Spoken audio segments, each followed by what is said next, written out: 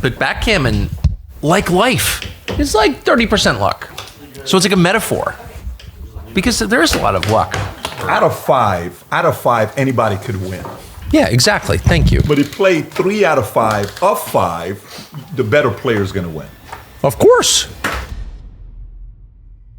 Patrick bet David, May 22nd. Oh my gosh! So he just said it's May 22nd. I don't know when this is going to air. So who's going to win the presidential race and why? Who's going to win the presidential race and why? I think right now, if it ended today, right? If it ended today and you looked at the states, Wisconsin, Biden has. You can go through the others. Trump has a big lead, I believe, in Arizona and another state by 11 points, 50-39. He's got a 3 to an 11-point lead on the 6 states that matter. They're not even looking at North Carolina right now. They're like, no, it's going to be his. It's red. We don't even want to report it as a battleground. No, not even reporting it. So if it ends today, it's him that's going to win it. However, it's not ending today. The amount of gamification that could happen between now and November 5th, it's endless. Gamification, manipulation, you call it. There's a lot of things you can do. So for me, there's a part of me where on the left side of my shoulder, it's a guy that says, future looks bright. It's going to be great. We're going to take over. It's going to be awesome. America's going to be the greatest country in the world and everything's going to be okay, right? Then there's another guy on this side that's super paranoid. But what if? But why would they be paranoid? It's not like they're going to like unleash a lab-grown virus on the world or like they would never do that. Provoke race riots and burn down your cities. Like I don't think they wouldn't go that far. Why would they do such a thing? They're unifiers. They're not trying to divide. You know that, Tucker. You're being a little bit too speculative. I get cynical. Yeah. So I think what you're saying is, if it plays out as elections are supposed to play out on the basis of what the population wants, then Trump has a big advantage. Mm-hmm. But you are open to the possibility that there will be some sort of manipulation of the country. Oh, there's no question. Only the paranoid survive.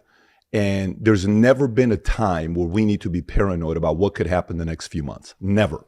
All of a sudden, you show up saying you want to debate June 27th. I debated him 2 times and I beat him 2 times. You want it? Come on, tough guy, June 27th.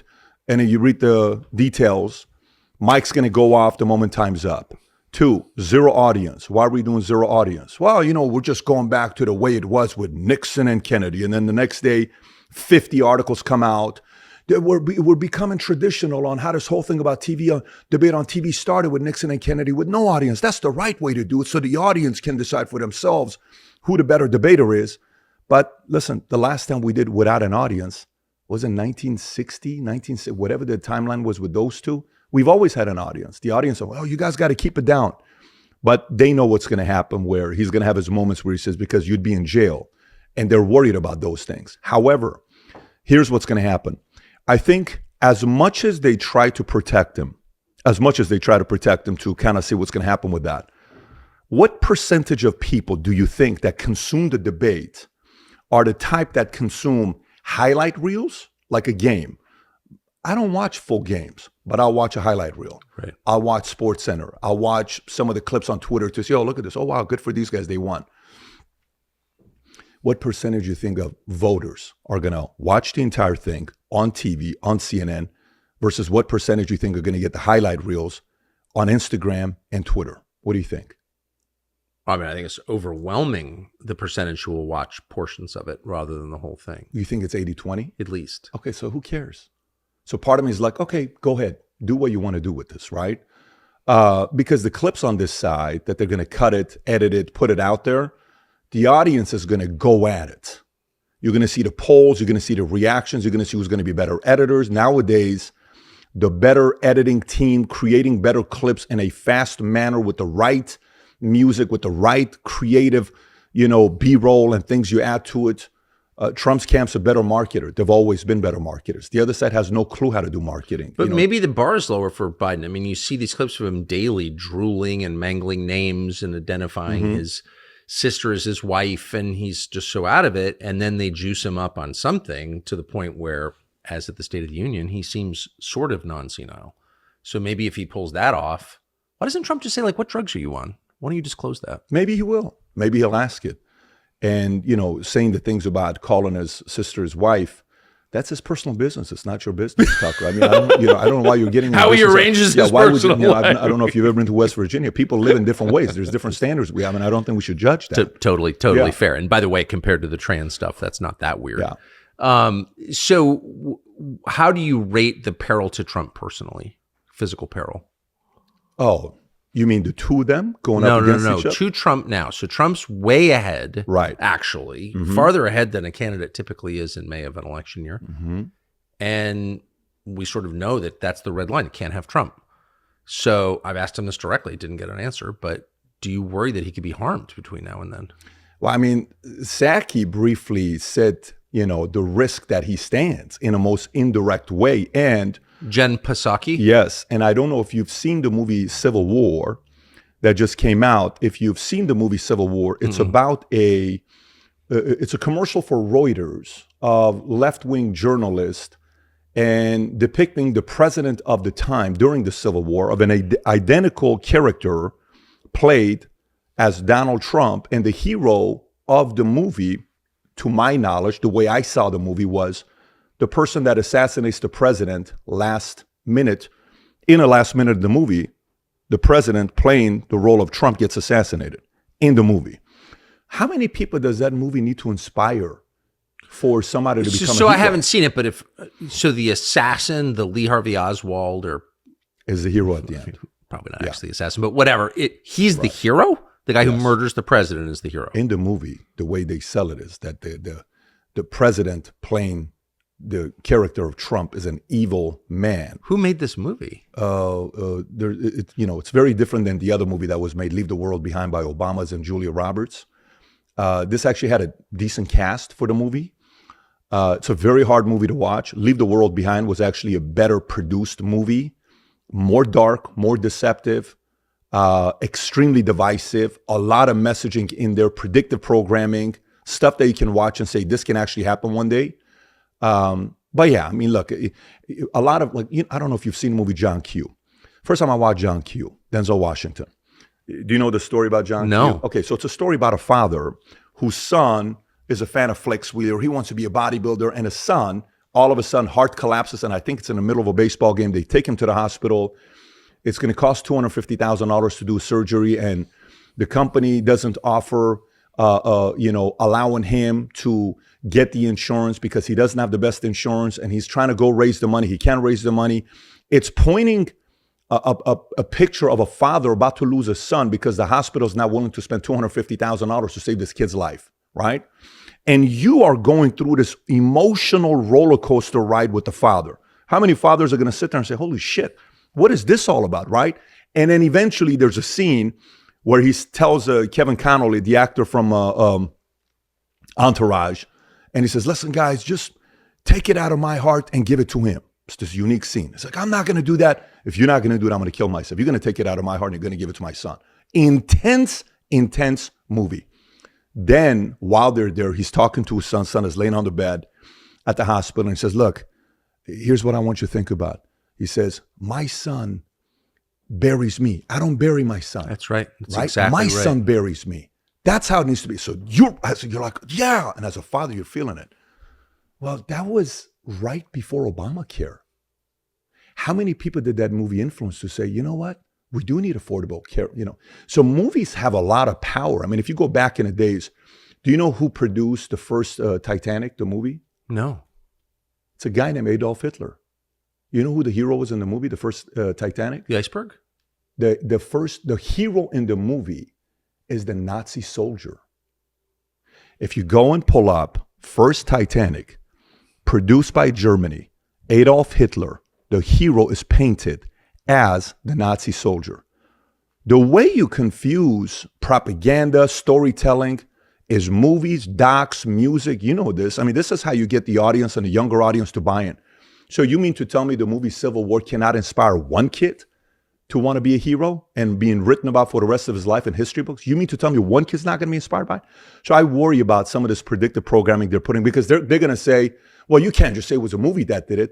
Doesn't take a lot of stuff to get a young kid to be inspired to do something. So that's my part that's a little bit worrisome about what could happen in the future. But I think they're willing to do anything and anything everything and anything to not get him in the White House because they worry if they do, they're going to lose their membership. I don't know if you saw what James Comey said yesterday.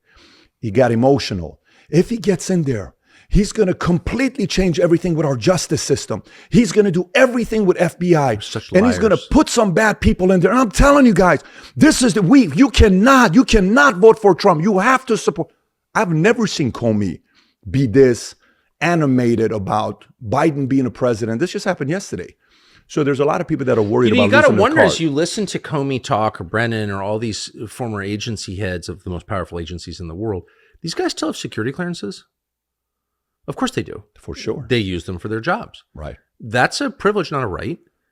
And those should be revoked immediately by Donald Trump day fucking one. Why do those guys still have security clearances? I mean, if you believe in democracy, if you think that the people who live in the country own the country, it's their government and they have a say in how it's run, and that government should reflect their priorities over time, and I think we all claim to believe that, then you can't have unelected agency heads or retired unelected agency heads running everything behind the scenes. That is just absolutely antithetical to democracy. So why do these guys continue to be allowed legally to run the government from outside the government? Right. So But that's not hard, is it? no, it's not. But everybody is ambitious in their own way, some more, some less. But if you look at the profile of the top ambitious people, that they go in different routes. Okay, one is going to be fame. I want to be a celebrity. I want people to stop me and say, "Can I take a picture with you, Tucker? I want to do a selfie. Wow, I'm famous. Did you see this?" That's ambitious. I'm going to be famous one day, right? Okay, great. Then the other one is ambitious. We're going to be millionaires. We're going to be billionaires. We're going to have all the money in the world. Okay, great. So one is fame. The other one is money. The other one is power to tell you what to do. The money guys, it's a number. You can measure it. And you can say, yeah, this guy's winning because his net worth is $200 billion. His name is Elon Musk. This guy's number 2 at $180 billion. This guy's number 3, $165 billion, Zuck. There's a leader's bulletin for it. Fame, Kim Kardashian's got 400 million followers on Instagram. This person's got 500 million. Ronaldo's got 600 million. You can measure fame, right? How do you measure politics? How do you measure, what's the resume on measuring success in politics? And somebody working for the federal government, working for, an FBI or CIA and, and I know you're not very familiar with this organization called CIA, but it's a rough organization. It's a very interesting organization. You should look into them. Some interesting people have gone through there. But so you see, what do they want? What are they driven by? What do they want to do? Is their ambition what? Is it money? No. Is it fame? No. Fame is actually straight up, okay, cool. You want to be famous? Go do X, Y, Z. You want to make money? Go do X, Y, Z. But the power people, oof, you got to be very careful with them. A lot of times, like the way. Well, so how do you measure power? So the way you see, and this is it's easy in the business world. Say a guy, I had Michael Franzese on years ago when he and I started doing podcasts. Did a couple interviews with him. Good guy. And in the mob world, right? And he's a good guy. Yeah, I want to know so he took me. We went to New York because I was going to interview his father, Sonny Franzese. And Sonny is a guy that comes from the era of Lucky Luciano, Meyer Lansky, Frank Costello, Ben Siegel. He comes from that era. I love that you call him Ben Siegel. You can't say Bugsy, right? You got to say so Ben. Good. And let me tell you how I met the guy who murdered him, Eddie Catanzaro, when I was a kid. No shit. Yeah, killed him in 1947. He's a friend of my dad's. We would go have dinner at his house, and he murdered Bugsy Siegel. Yeah, shot him in the face with a .30 caliber. Wow. Big round. What was it like when you talked to him? He never married, never had kids. He was a cat guy. He collected stray cats, and my father loved animals and was good friends with Eddie Catanzaro. My brother and I would take us over for dinner, make cannelloni. He lived with his parents. It was all very weird. Anyway, but he killed Bugsy Siegel. But I remember hearing the conversation. Yeah, don't call him Bugsy. He wasn't. So here's the thing. So we go out, and I'm like, I'm trying to convince Sonny, let me interview you. He says, for 55 years, I went to jail for 55 years. The only thing I can take to my grave is I never snitched on anybody. This is not a lie. This guy did 55 years in jail out of 103 years of living. Okay, never said anything to nobody, right? I get him in the car, taking him to his favorite Italian restaurant, okay? We pick him up from the old folks' home, and I'm driving. So, Sonny, what can you tell me about Meyer Lansky? Great guy. I heard he made a lot of money in many different ways. Phenomenal guy. What can you say about Bugsy Siegel? Don't say that. You can't say that. You call him Ben. Well, what can you tell me about Ben? Very good guy. Really. How about Frank Costello? Fantastic guy. How about everybody's a good guy? I'm like, Sonny, come on, Sonny. I mean, says, no, these are stand-up guys. I don't know what you're talking about, stand-up guys. Sonny eventually doesn't agree to do the interview. That interview never happens, okay? But Sonny told his son, he said, be very careful of the people that are lower power people in the mob family, because one day they could be a boss. And when they do become a boss, they're going to remember every way you disrespected them. And they're going to seek their vengeance on you in their own way.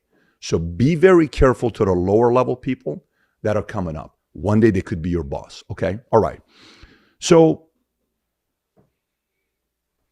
you're running a company. You see a guy that's been with you for 5 years. He's doing a good job. He's a worker. He does 60 hours a week, stand-up guy, effort, attitude, teamwork, innovation, results, competency, specialized skill. He's got all that stuff.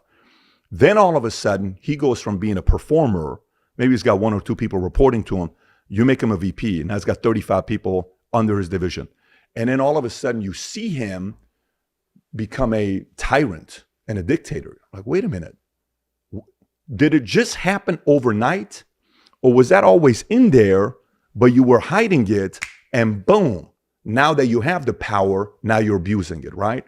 A lot of these people on the political side, deep down inside, someone offended them, a mom, a dad, a cousin, an ex, a friend, a professor, a teacher, somebody.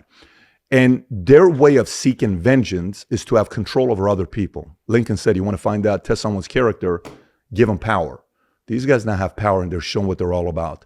And they fear somebody coming in that's a non-establishment guy coming in. They could lose that and be exposed. They are not willing to give that up. They're not willing to give that up. It's going to take everything they can to take that privilege away from them. And that's not going to be an easy thing for Trump to do.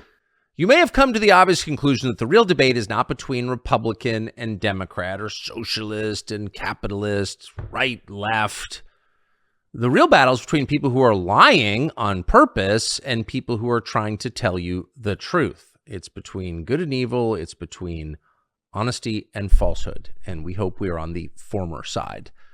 That's why we created this network, the Tucker Carlson Network. And we invite you to subscribe to it. You go to tuckercarlson.com/podcast. Our entire archive is there. A lot of behind the scenes footage of what actually happens in this barn when only an iPhone is running. tuckercarlson.com/podcast. You will not regret it.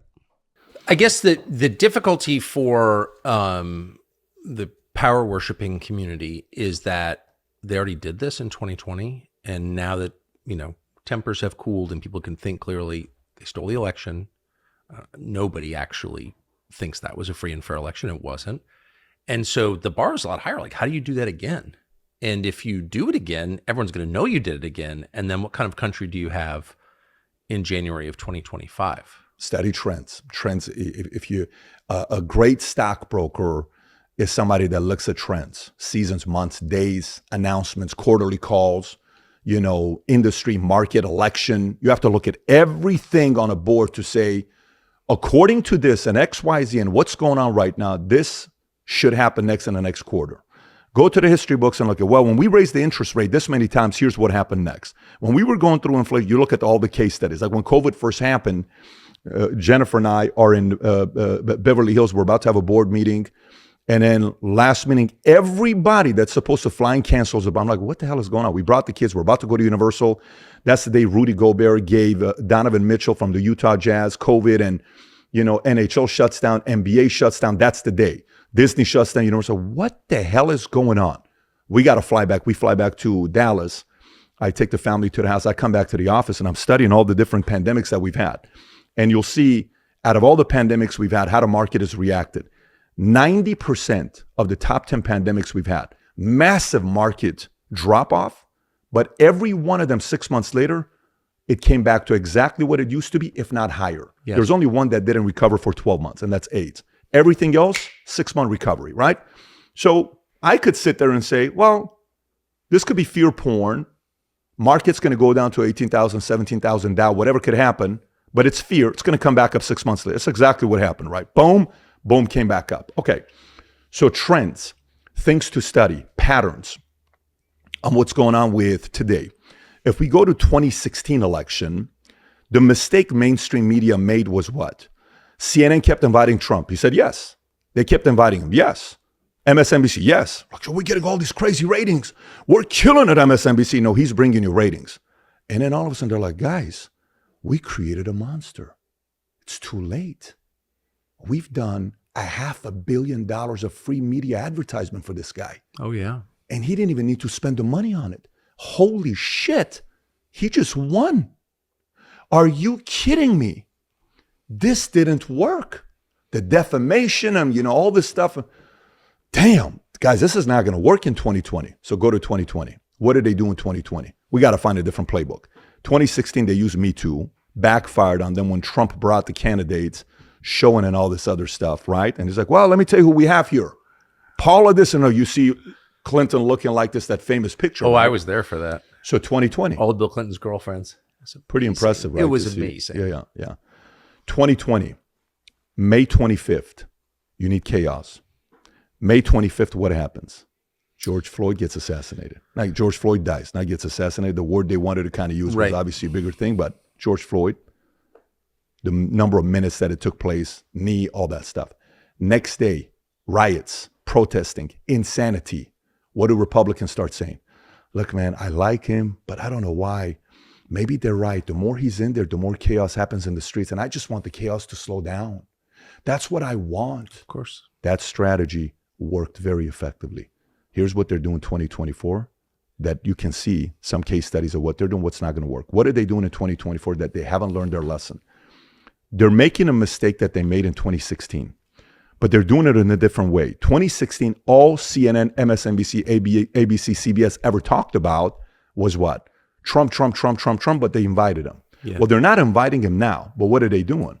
Because he's in court and all these different cases, they have to keep talking about him over and over, thinking that strategy is going to work for them because they're getting ratings. What they're not realizing, again, they're coming the best publicist PR for this guy.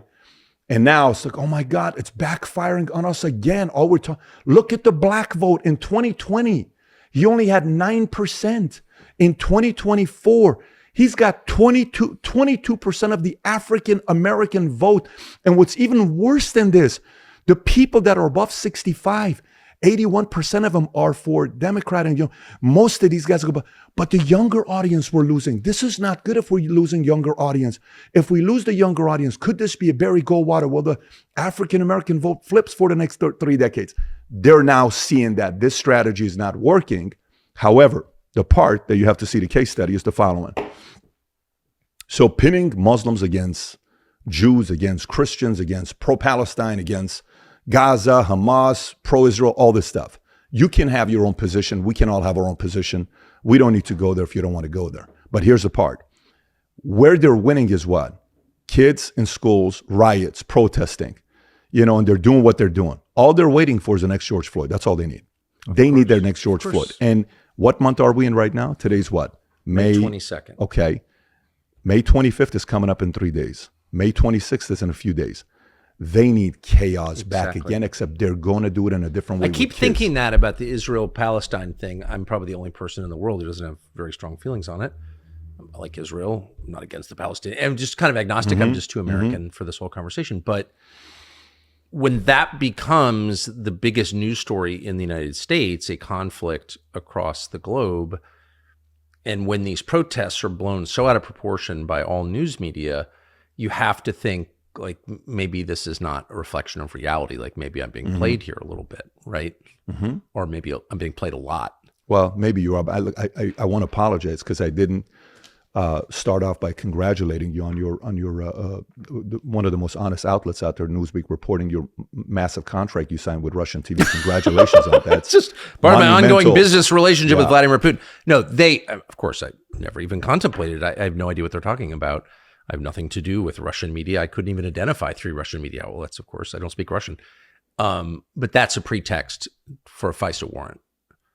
So you put that out there, and Newsweek knows this, and they're mad at me for other reasons, of course. And you put this out there, and all of a sudden it gives the Biden administration, an excuse to spy on me, which they already are, but and have been over the last several years. But what's crazy is you can live in a country where that's completely illegal, and everyone knows it's happening and nobody says anything about it. And the only people who do say anything about it, like Julian Assange or Ed Snowden, like they're the ones facing life in prison. I mean, it's like, it's a little bit upside down. I would say, no, but that story, look, the media don't just mislead you. They're not just, worker bees for the Democratic Party. They're, they want to hurt you, like actually hurt you, like put you in prison or kill you. Like they're that involved in the machinery of internal repression in this country. So you're not saying that the DOJ would ever give permission to use deadly force when they're invading a former when president. they're going through Melania's underwear drawers. That would never happen. Yeah, if Melania shows up and says, "Why are you going through my nightgowns?" Boom. Bam! Yeah. Deadly force. Deadly force. So I would say that the problem that we have as as people who are not part of the machine, you don't even need to be, it's not even a right or left question. It's, are you on the side of lies or are you not? Is we don't understand just how serious they are. Mm-hmm.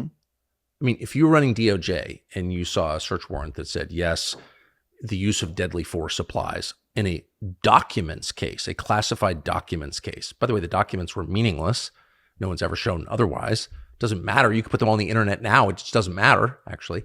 And if you were the attorney general and you were looking through the warrant and said use of deadly force is allowed, you'd say, whoa, whoa, whoa, whoa, whoa. We're literally rooting through Melania's dresser. We don't need to use deadly force. Wouldn't you say that just as someone who believes in fairness and sanity? The fact that you're putting that in there to give permission, and it's just kind of, water under, no worries. Next news cycle. It's not a big story.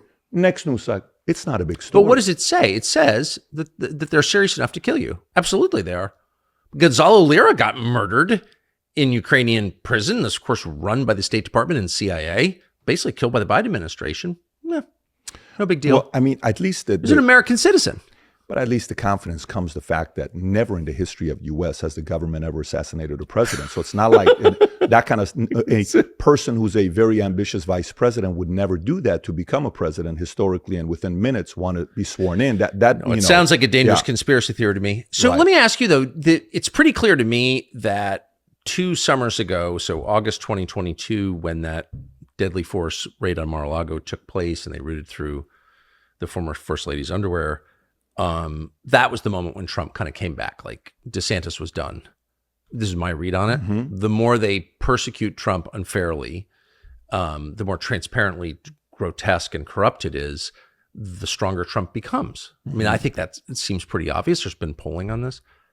Do you think the people who did it knew that would happen? Like how much of this did they think through? No, I don't. I actually don't think they thought it would happen. I think they think it's working.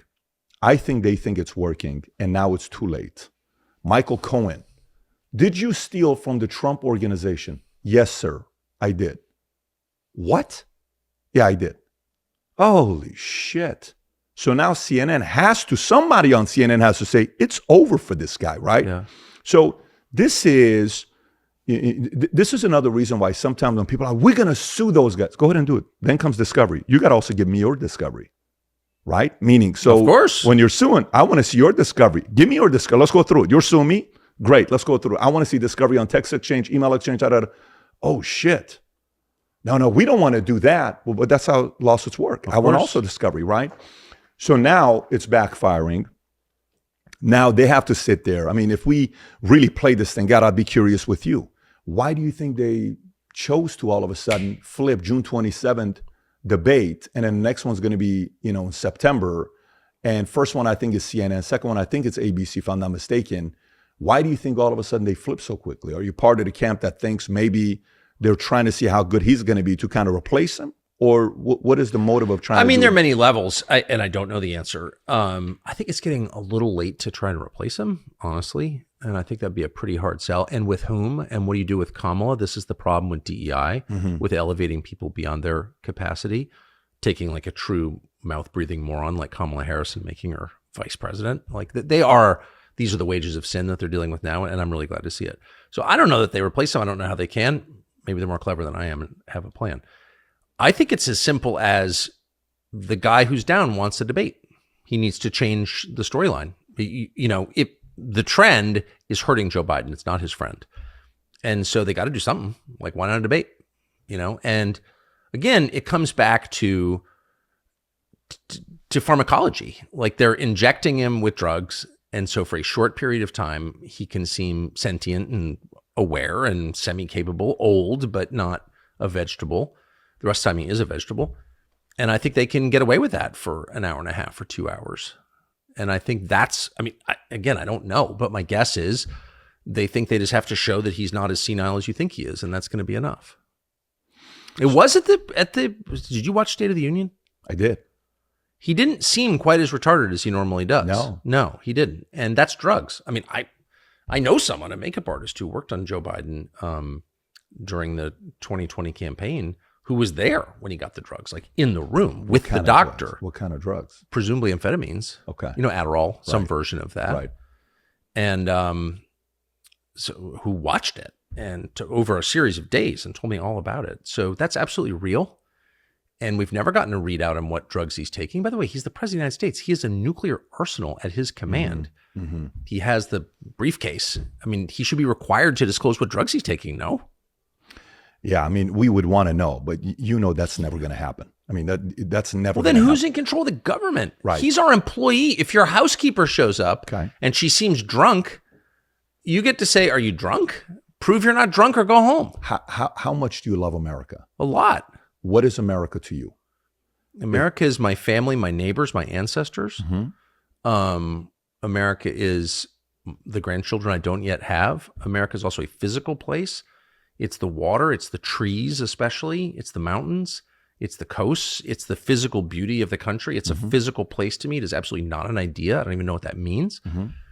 And it's a physical reality to me. America has a smell, America has a vibe, and America is Americans. And so it's the people who live here. By the way, if America is filled with people who aren't American, it's no longer America. And that's what's happening, of course. Mm-hmm. It was not the country I grew up in. Therefore, it's not, what's my attachment to the country? A place is the people who occupy the place, and it's the physical surroundings. We're in a room, we're in a barn right now, and it's, the wood beams holding up the hayloft, but it's also you and your wife and one of my, you know what I mean? So it's real things that you can touch and smell and taste. There's nothing abstract about it. Just like there's nothing abstract about my wife. Like, I like the way she smells, right? Mm-hmm. So she's not an idea. Is your wife an idea? Mm-hmm. No. She's a physical presence. Right. So that's what America is to me, yes. So, and how worried are you about that America being at risk or collapsing or losing some of its moxie that it's had for 2.5 centuries? How worried are you about that? Well, I've accepted the reality, at least in the second part of your question, that it's already happened. It's lost its moxie, and men are in terminal decline. And I see it all around me, particularly young men. They're defeated. They're defeated by a system that set out to defeat them and succeeded. And there are a lot of reasons for that, and a lot of ways that they were defeated, but they have been. Not all, but the broad middle has been defeated. And so I'm incredibly sad about that. But I think about America the way that I think about, a ship that's leaking. It's like, one thing I know is I'm staying on it, whether it, I'll ride it to the bottom or not, but I'm here. So at what capacity are you willing to contribute for it not to leak? Is it at any capacity, or is it limited capacity that you're willing to personally Well, I don't have contribute? any options. And by the way, if I were in charge, if I were some sort of benign monarch, hopefully benign, no dual passports in my country. Sorry. I mean, because that really is the measure of commitment. Are you all in or not? Like, do you have options? Have you burned the boats, as they say? And I think you should be required to burn the boats. No, you can't go back. You're here. And once you are, this is what marriage is. This is why you treat your wife better than you treat your girlfriend, because you're married to her and it's very hard to get out of, and you've got children together. And so in a normal marriage, the person's like, well, one thing I know I'm not doing is divorcing. So I'm going to actually try, I'm going to suck it up and try. And that works. Sucking it up and trying works. Right. I feel the same way about my country. I'm not going anywhere. I don't have another passport. I wouldn't get another passport. How many people do I know with dual passports? Like 1 million? And they tend to be the richest people and the people who've gotten the most from the country, who've really benefited from our systems, which they've then destroyed. And I think that should be illegal. Like, Pick a country and pick a military. No, you can't serve in a foreign military. What? And no, we're not going to pay you to serve in a foreign. I don't care what the country. I don't care if it's England or Sweden, where my ancestors came from. I don't care if it's Burkina Faso, where yours came from, or Iran, where yours came from. It's like, no. And you should be all in. I just, the whole idea of it, it's like an Airbnb. They're using, the country's like a fucking Airbnb to them. And it's not an Airbnb. It's my house. That's how I feel. Okay, so let's stay on that. When Sorry.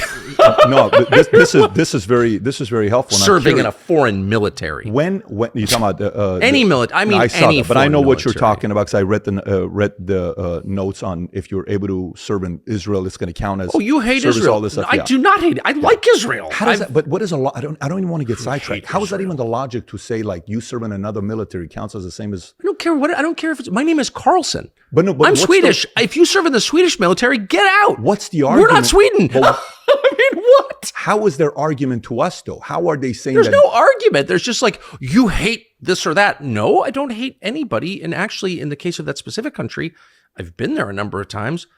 I could describe it in detail because it's one of my favorite places in the world. I'm just saying, I do. Not just the ancient city that defines the country, in my opinion, not the modern Miami knockoff that everyone loves, but the real Jerusalem. It's unbelievable. And the people and the food, and like, I just like it. So I'm not going to fall for that. You hate it. No, I don't hate it. I just love my country. And I think you can only have one country at a time. I don't believe in polygamy either. You got one wife. And by the way, if you have two wives, I know people who are polygamous, and I, with respect, you're not all in on any one wife. So it's like, well, she's acting crazy. See ya. And you go deal with the other wife, right? Yeah. And your commitment is less when it's diffuse. When you've got more than one, you cannot serve two masters. I believe I'm quoting someone in that. And it's just true. It's factually true.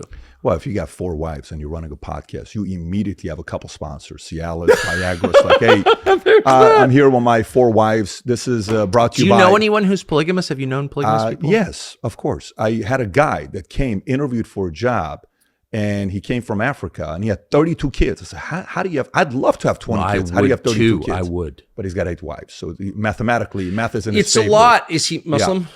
I don't remember. Because that's double the allowed amount. The problem with polygamy in Islam, which is actually a lot more, I'm not flacking for Islam, I'm a Christian, but it's a lot more humane than people say, and a lot less common than people imagine, because the rules are pretty tough on polygamy in Islam. You have to treat each wife the same, and that means spend the same amount of money, spend the same amount of time. So if you take one wife to Disney World with her kids, you got to take the next wife to Disney World with her kids for the same amount of time. So, it takes a lot of money and a lot of effort to make it right. Are you suggesting for term limits in marriage? Like, is that kind of what you're saying? I'm suggesting actually that monogamy works really well. Got and it. I'm stick just trying with to it. But specify, because sometimes, there could be a gray area. But let me go to my question. So obviously, this is the first time you and I have ever met. Yes. Okay. The last 24 well, we had dinner hours. last night. Of course. But what I'm saying is we've never met prior to this. Yes. We've never spoken. This is the first interaction we've had the last 24 hours. Great time last night. That was the real podcast. That was the real podcast. I know. But anyways, we won't go there. But the conversation, the question I got for you is, when I was watching you and I'm trying to see, the evolution of you from where you're at, your background, what you've done, sitting there saying, okay, is this, he's leaving because he's going to build News Corp 2 because he wants to be the next, Rupert Murdoch. I'm like, I don't know if that's what he wants to do. He's going to be Roger Ailes and he's going to produce 100 other talents. Maybe, I don't know. No, he wants to be the Rush Limbaugh, the number one for the next 2 decades. And he wants to be able to, so okay, he's already that guy. I don't think he needs to do that. No, then there's a part of me that says, okay, I really think this guy loves America in a very sincere, clear conviction type of way. Okay. And I think he's willing to do anything for that. This is not a conversation for 2024. Do you at all internally think, and you're a very well-read guy, there's books here, there's plenty of books over there.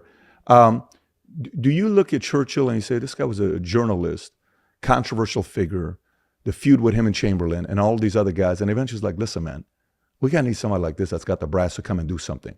Is there any limit of where you're willing to go to fight for what America the idea of America, where you grew up, your story, your family, all of that, are you willing to go all the way to the point where you would consider a 2028 run as a president?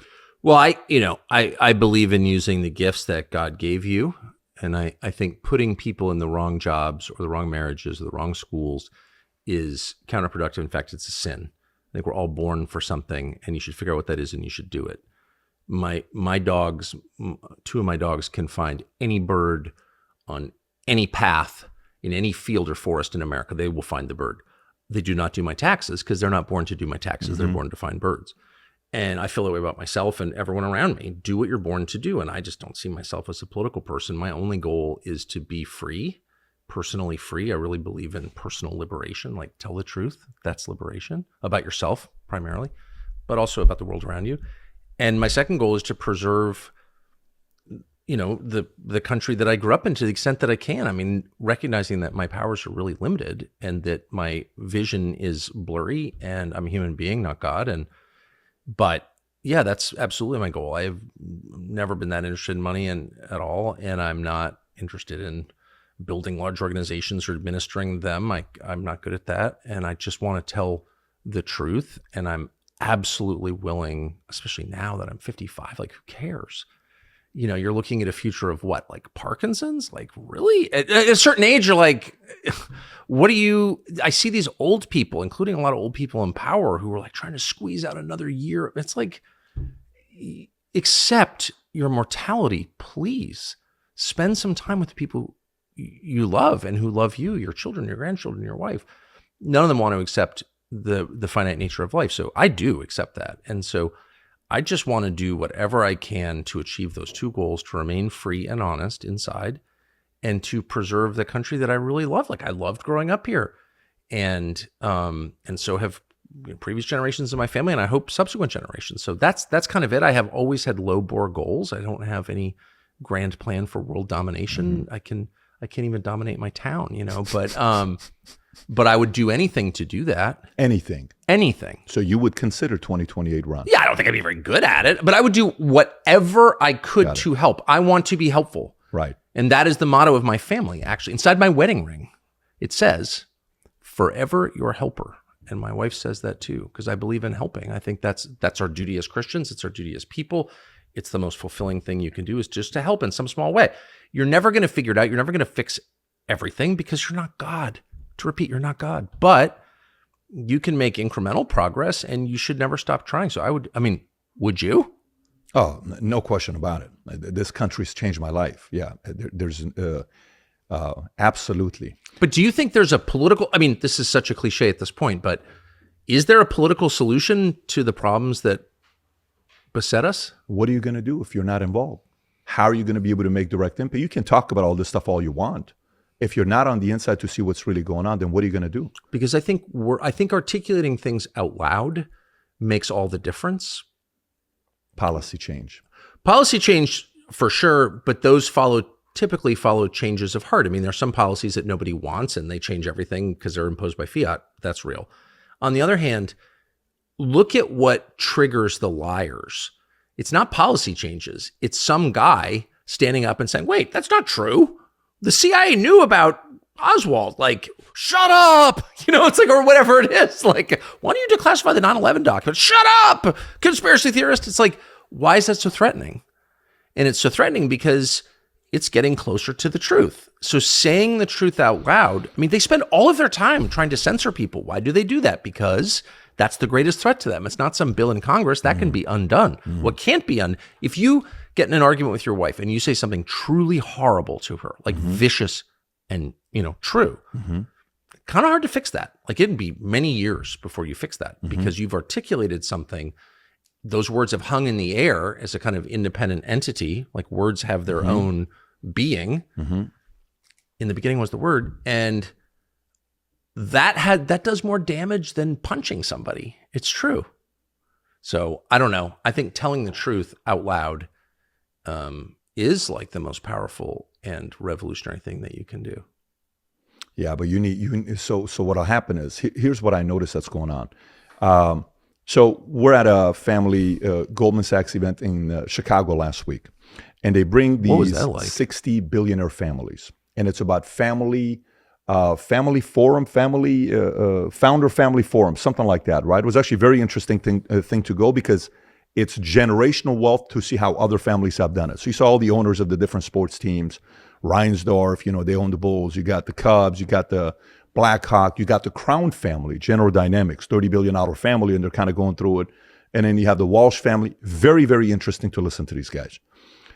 One of the parts when the Crown family guy, Keating, is talking, he says, in our family, I'm fourth generation. I'm the oldest G4, and G4 means fourth generation kid. G4, yeah. He's a 47-year-old G4, okay? His daughter is a 12-year-old who's the oldest G5 out of 150. Okay, so you got a oldest G4, oldest G5. Now, G5 is 150 kids, grandkids. So imagine 150 kids that are coming from a billionaire family. You're like, how much of that's coming to me? What do I need? It's kind of complicated to how to use that, You think? right? Okay, so watch this. So then the next guy comes up and is breaking down the numbers, saying, do you know what percentage of wealthy families' money makes it to second generation G2? 31%. Do you know what percentage makes it to G3? 12%. Do you know what percentage makes it to G4? 3%. So wow. 31, 12, 3 to G4. What is it to G5, G6, G7? Okay, so where am I going with this? America is a family, is a company, right? And it started off with the wealth that's been created. And now we got G1, G2, G3, G4, whatever it is today, G20, G30, G40. We're on a different G, right? And except now, it's like a super wealthy family. Let's put a net worth of $32 trillion or $30 trillion minus all the credit card debt that we have. That's another $32 trillion. And we got a top line revenue of, say, $4 trillion, whatever our GDP that we're doing per year. No problem. So you break this down and you're trying to get that money. It was like, hey, what am I going to get?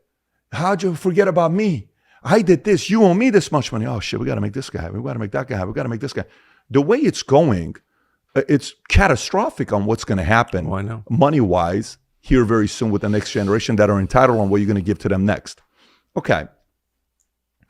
So many times, just like when you look at people that should have more kids, don't, the people that don't have the resources, are not teaching the values, are not that responsible, are not the examples of a good citizen to duplicate other kids, they're having 7, 8, 9 kids. And so we're duplicating the wrong habits at a pace faster than duplicating the right habits. Eventually, what ends up happening is people that are not qualified to run a job do so, and they have control over you and I. I think it was Plato that said it. I've noticed. Those who think it's foolish to study politics will be governed by fools who do. That's right. Those who think it's foolish to study politics will be governed by fools who do. Okay. If guys who have the mouthpiece, debate, history, argument, if those guys who should consider running don't run, fools will. And now we're going to be governed by fools. What's the story of Kamala Harris? I mean, when I was a child, I got my first driver's license in 1985 or so-ish, 1985. Kamala Harris would be working at the DMV. And you'd think, like, how did someone like this get a job at the DMV? Like, she's dumb. It's a prestigious job. She's annoying. Yeah. She clearly hates me for reasons I can't control. And then you wake up in a country where she's a U.S. senator, then vice president of the United States. It's like, no, I completely agree with you. The problem is it's hard to fix that. The generational, I mean, I actually grew up in a family like this, G5 or whatever. And like you look around and everybody's kind of not impressive and self-hating and not productive and increasingly not rich at all and drinking too much and decadent and filled with all kinds of angst and all that. Like generational wealth does not, I've almost never seen it work. So like, what's the answer to that? Well, I don't think the answer is sitting on the sidelines and having them keep getting more and more But that power is you just described the problem of the country. Right.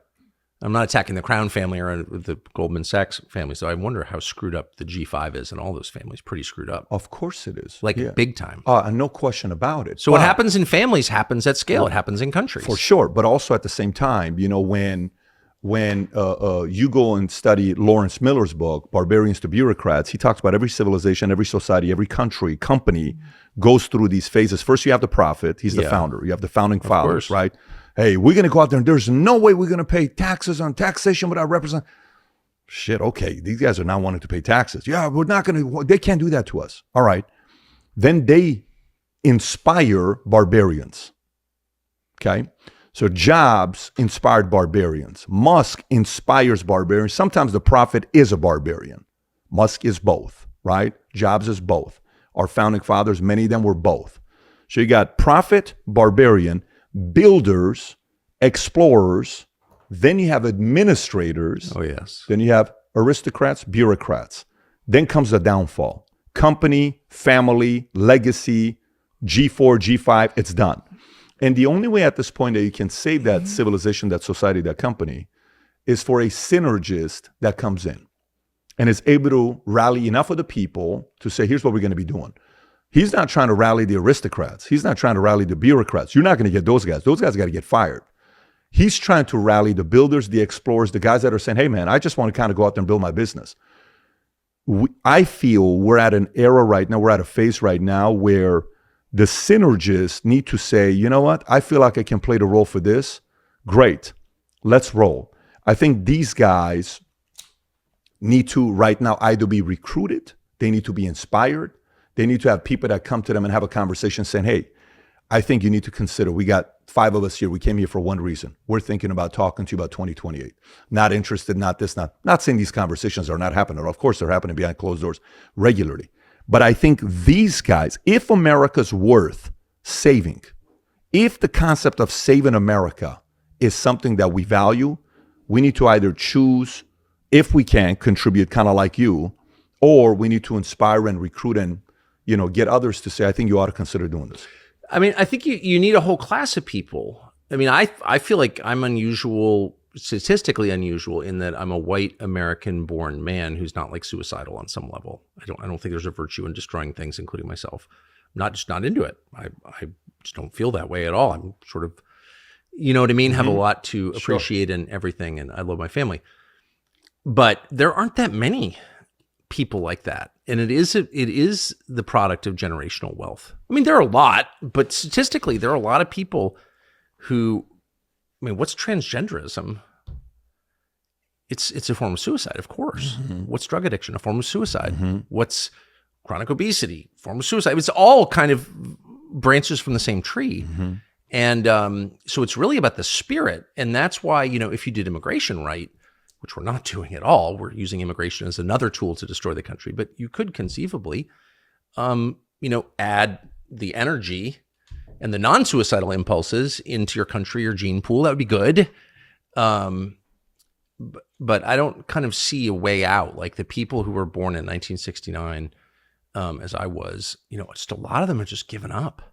So what would you say as an employer and as an immigrant who made it here, what would you say to like a 22-year-old man who can't get a job, go to some stupid college, get some meaningless marketing degree, and you can't get a job? You're a white man, you can't get a job.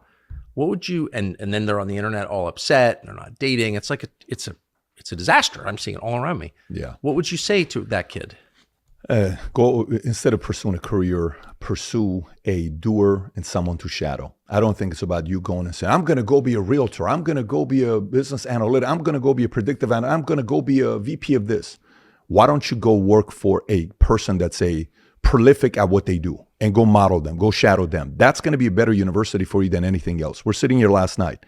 Who learned the most? The guys that were here that are watching the exchange, the questioning, hey, what do you think about this? What about that? Going back and forth to somebody that's 22 years old. Yesterday was 6 months worth of media lessons. Last night, what we just went through, right? Think about what that happened those 3 hours last night. What would a 22-year-old gain from that? What would you and I gain at 22 if we were at that room? We were like, oh my God, it's crazy. Okay, I get this makes sense. So I think to me, it's more go find the right people to duplicate and shadow and support them. And if you can work under them as closely as possible, that'll be a better degree for you than anything else. But let me go back to kind of what you were saying I'm 55 years old. The guys that were born in 1969, they're kind of like I'm just like, but they've given up. But that's exactly what they want you to do. That's exactly I'm what not doing that. No, not you. Meaning that's exactly what. If the I person's agree. watching, that's exactly what they want you to do. They want you to be sitting there saying, "Yeah, I mean, what can I do? I'm just like I can't do anything about it." In every organization, in every great movie, every great story, every great book, the hero's journey you go through, it's typically the guy that doesn't want to do it. People are trying to encourage him, and then finally one day it clicks, boom, and then boom, something happens. Spirit opens up, they go in intentional, a certain level of conviction deep down inside where you're saying there's something different about the way this guy's selling it to me than others. I don't know why. I like this guy. I trust this guy. He seems reasonable. I can listen to this guy. I think those guys are out there. And the idea years ago, they asked Castro, say, hey, if you had to do it all over again, how many thousands of people would you need to be able to pursue your vision of communism and all this other?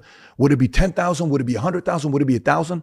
He says, I need one person who's 100% true believer. That's all I need. With one, we would have done it all over again, right?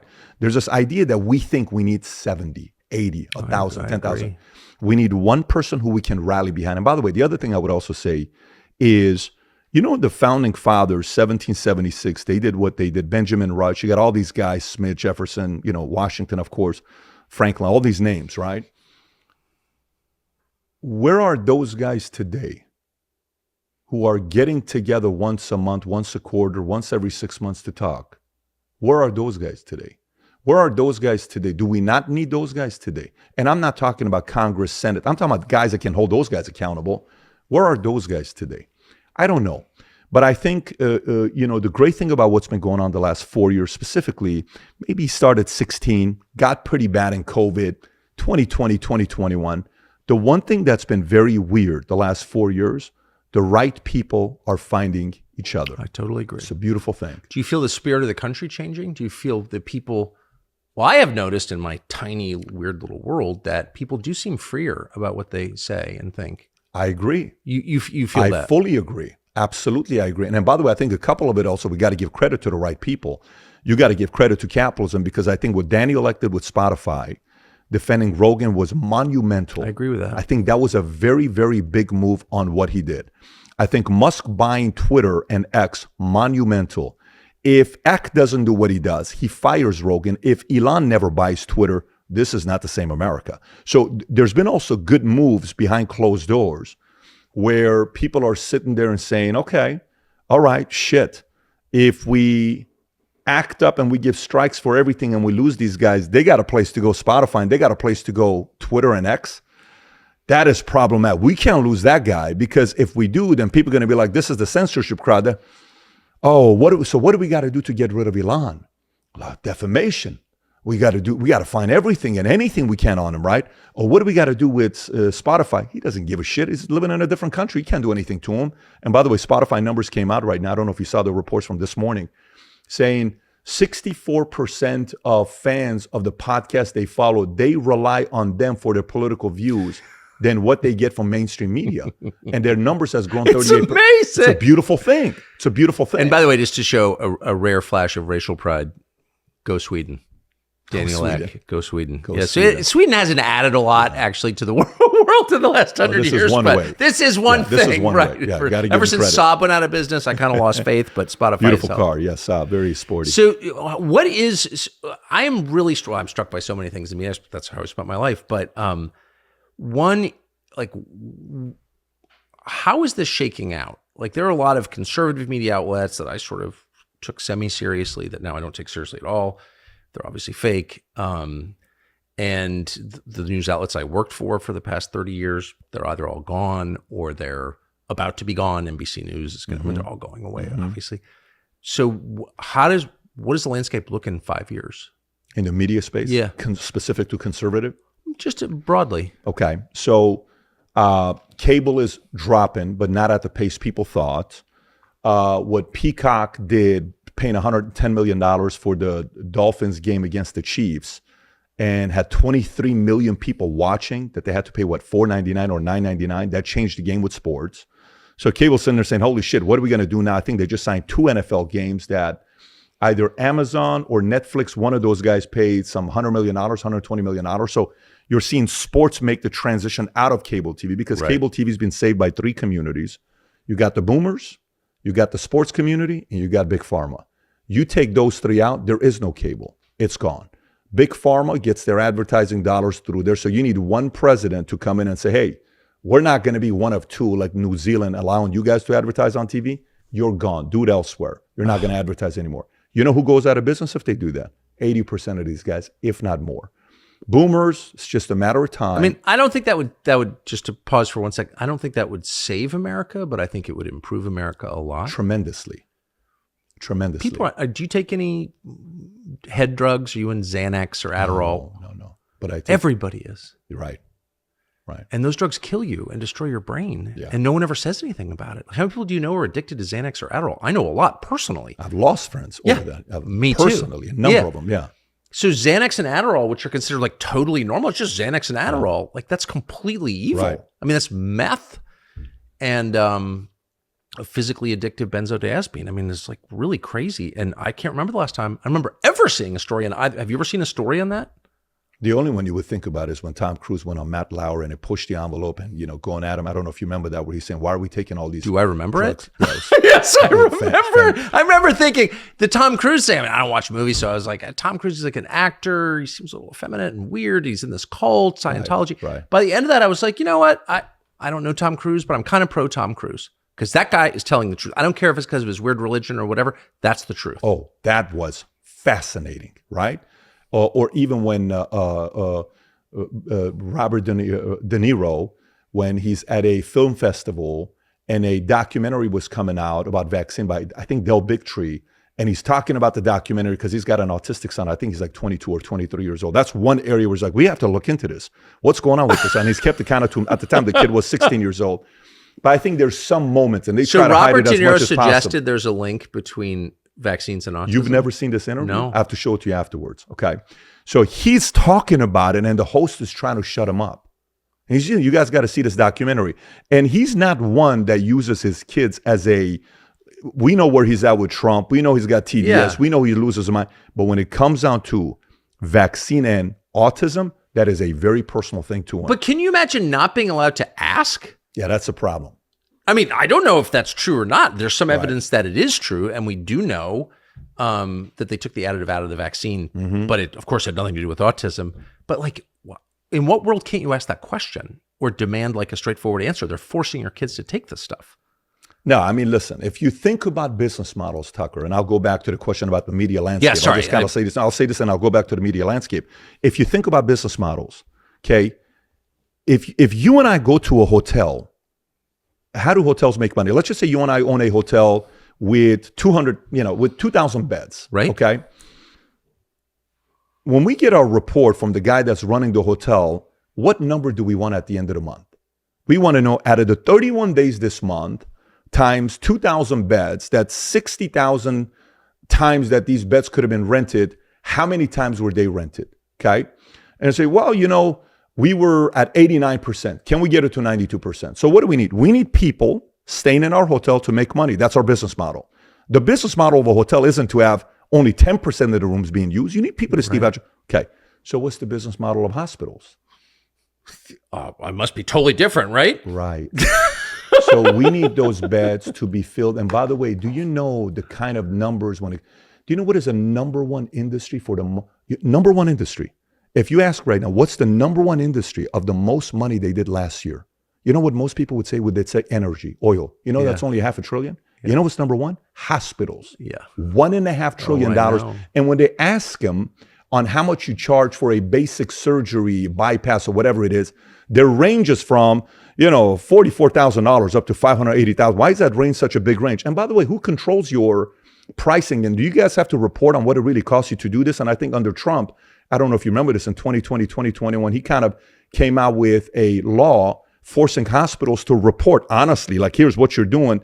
I think out of 500 hospitals they audited, 471 never even completed their numbers on what they're costing. So they're charging people. So most people think it's providers making a lot of money. Providers are not making a lot of money. They're losing money.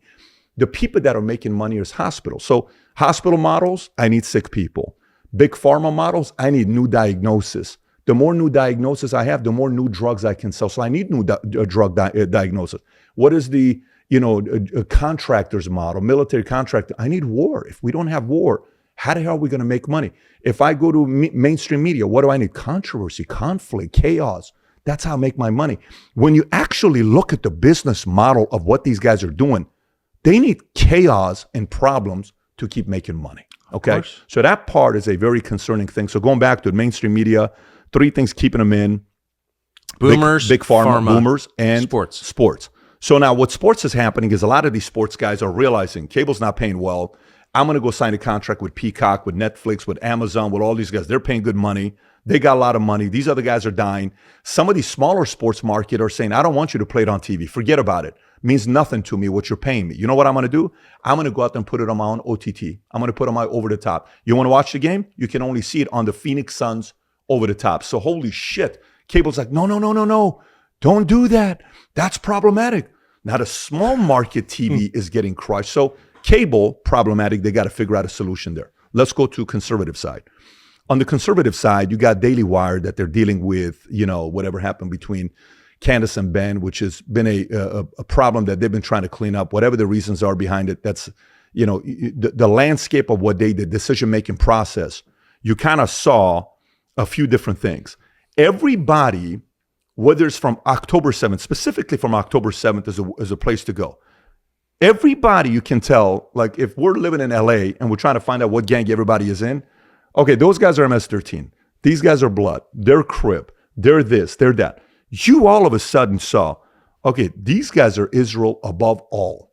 These guys are conservative above all. These guys are debate above all. These guys are discourse above all. This is curiosity. This is built on pure money and profit and wanting to sell and be a SPAC and go on the stock market and sell, and I'm a billionaire. No problem. But what you did filter out in the last, it was accelerated. It was like, boom. We learned about everybody in 6 months. Yeah. From October 7th. It was everybody got exposed. And now they're trying to backtrack. Well, no, not really. Well, no, not really. Well, no, not really. And that, well, no, not really is going to be tough because you have to maneuver through a lot of the stuff that you said in the last 6-7 months. And the market's going to hold everybody accountable for what you said. Those clips are not going away, right? So what's their future look like? Who specifically? Daily Wire. Daily Wire. What's their future look like? I don't know. I don't know their board. I know they have the factoring of fracking guys, the oil billionaire guys, that based on what I hear from people, they're Jews for Jesus and good guys. You have to sit there and ask yourself, okay, if you make this decision the way you did, no problem. We'll support your decision. Is there a board in Daily Wire? I don't know. Do Jeremy Boring and Ben Shapiro have a board to process when they're making a big decision? Maybe, maybe not. If they do, board is held accountable. Was it a good decision? Was it not?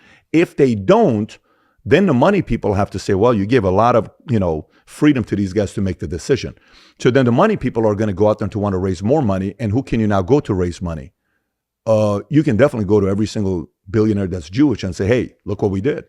You should be proud of us. Here's a position we took. No problem. We'll give you $200 million. And there's a lot of money there. That money's not going away. And that money's all over the place. So if somebody is pro-Israel and there's a lot of money there, that's an unlimited access to money. So right. I don't think that's going to go away. People are like, oh my God, Daily Wire's going to go. No, they're not. They got money. And there's plenty of people that are going to back them up. Then you have to see who backs them up. What media organizations behind closed doors, what institutions, organizations will go after anybody that says anything bad about them. In what way? Defamation? Digging up stories, articles? Is that what they're going to do? Who knows? Character assassination? Nobody knows. That's speculative to see what they're going to be doing. So it sounds like you're saying that October 7th split the right. In a big way. In a big way? In a big way. In a big way. Massive way. And like imagine what Lincoln Project did to 2020, where, we had all these guys on it and the reports came out, this guy's pedophile, that guy's this. It was just a complete mess when we, when we had this conversation. One of the most fieriest one we had. Schmidt and Vinny went at it. It was viral all over the place. You had Steve Schmidt on? Oh, yeah. Yeah, we've had a lot of weird people on. We've had He's Anthony Weiner on. I know him well. I've known him for 25 years. Yeah. Literally 25, almost 30. He's really a damaged character. Whoa. but not stupid. Yeah, definitely not stupid. But damaged makes sense because you feel his rage. Like he's really got some, I don't know if it's anger issues or true hatred for certain people. So now imagine Lincoln Project. Now you got multiple of them that's going through it. Yeah, and by the way, a part of DeSantis Trump was also not a good thing. I think we'll recover from that, no problem. I think DeSantis is making the right moves right now, getting closer to Trump, building that relationship. I'm here to support you. I think that's the right move for him to make. I wish he would have done it earlier, but never too late for him to take that route. But I think why didn't he get the nomination for VP or for what for president? Oh, I think he no, ran for the no, Republican no. nomination. No, I listen. I think there was a. Is that a dumb question? No, listen. I said this. To me, he's not a alpha to be a one. He's a flag carrier. Yep. And sometimes flag carriers that, like, he needs to go read the book 48 Laws of Power. I don't know if you read the book 48 Laws of Power. He needs to go read 48 Laws of Power by himself. Don't tell anybody about it. If he sees this, okay, he needs to go read 48 Laws of Power and realize the number one mistake DeSantis made is law number one. That's all he needs to do. That's all I'm going to say. What's law number one? Law number one is never outshine your master. And that's what he did. You don't ever do that, okay? And in this case, master is a bad word to use, but you can replace masters with the guy that helped you become a governor. Yeah. You never outshine that guy. That is the kiss of death when you do that. You cannot do that because that person forever is going to know that secretly you always want to take him out to have his throne. And once that's out there, that guy cannot in the back of his mind ever take that away from his brain. It's always going to be here. It's going to be like, oh, I know where you're at. Okay, no problem. Oh, no, but you. No, I know what you want. I know deep down inside you want my throne. No problem. Versus a role he could have played like a Godfather. What is it? That Robert Duvall plays. I always butcher his name. Is Tom Hagner? What's the guy's name? The consigliere to the boss. You obviously watch many movies from just seeing all these questions. Not too many movies, like none. Very obvious. You're a big movie guy here. But no, I think that's the part. I think once he did that, it was bad for him. But he's 45. He's got plenty of run rate. He just needs to be a phenomenal flag carrier. And but can a flag carrier ever ascend to the alpha position? For sure. Biden was a flag carrier. Yeah. For sure. George Bush Sr. is a flag carrier. Nixon was a flag carrier. You know, there's the model of flag carrier is actually very easy to be a president. Ulysses S. Grant was a flag carrier, right? And then boom, he became two-term. Not necessarily the best president, but they did become a president. So if he's solving for being a president, you can do it, but you got to be a great flag carrier. Most of the time, flag carriers are not the best communicators. Most of the time, flag carriers are not the best to get up there and do what they do. They need somebody to edify them. So if you're not the best orator, speaker, you're a very good day-to-day getting policies and stuff done, which he can do. He's a very smart guy. You need a big orator with a big mic to defend you and back you up. He lost that mic, and he's got to figure out a way to gain that mic back for 2028. Fascinating. I think correct. Yeah. I want to go back to something you said a second ago. You said that, in fact, you even looked at me like it was a dumb question, which it probably was. October 7th was a pivot point in conservative media, and it divided it. How and why, and is it permanent?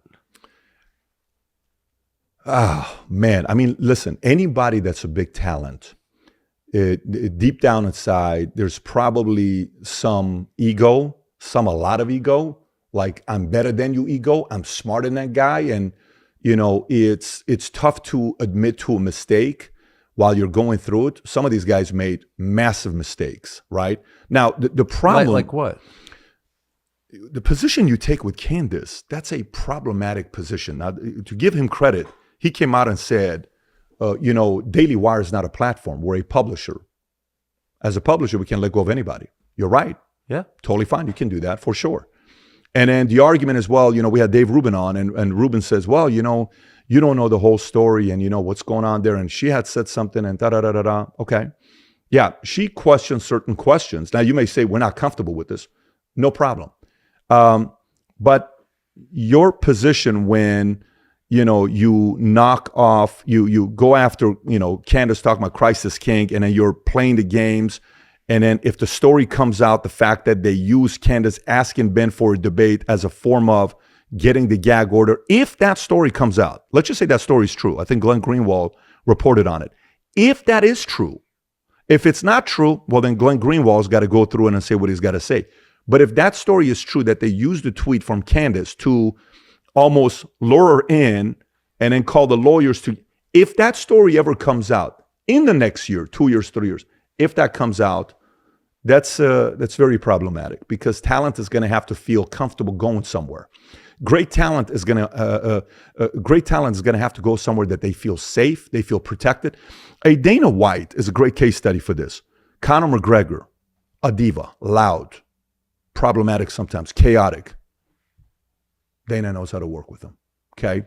Phil Jackson, nobody wanted Dennis Rodman. Phil knows how to work with Dennis Rodman. Come here, we'll win. He goes to the Lakers, come here, we'll win. They did, right? And before Chuck Daly, who was a coach of the Pistons, you know, Draymond Green, Steve Kerr can handle him, right? Sometimes talent, if you look at how they are, there needs to be somebody that knows how to work with them as well. You have to show as a publisher, as a media company, that you know how to get talent, build them up, and also you know how to behind closed doors to massage and work with them while they're going through their changes as a talent. If you don't know how to manage ego and manage divas, you're eventually going to lose your best talent to elsewhere that knows how to do that. And number two, the divas are always going to be scared of someone like you, because that's the one thing they don't want. They don't want to go to a place to be like, hey, here's what I need you to do. And then what eventually ends up happening is the following. Eventually, look at Fox's reputation. You got Bill O'Reilly, you got Beck, you got Megan, you got you. Okay? What do all four of you guys have in common? I know them all. Of course you do. You guys were all number one. You guys crushed it on cable TV for God knows how many years. And you guys all had a ugly falling out at the end. Fox has to rebuild that reputation if they want to attract talent like that. If not, what they're going to end up catching themselves doing is, especially at a time where more people are realizing, I don't need you. This is very problematic. Like, it's not like the leverage is on them. They can, the way some of these media companies are acting today, they could have gone away with that 20 years ago. You can't today, because talent has a choice. They didn't have a choice 20 years ago.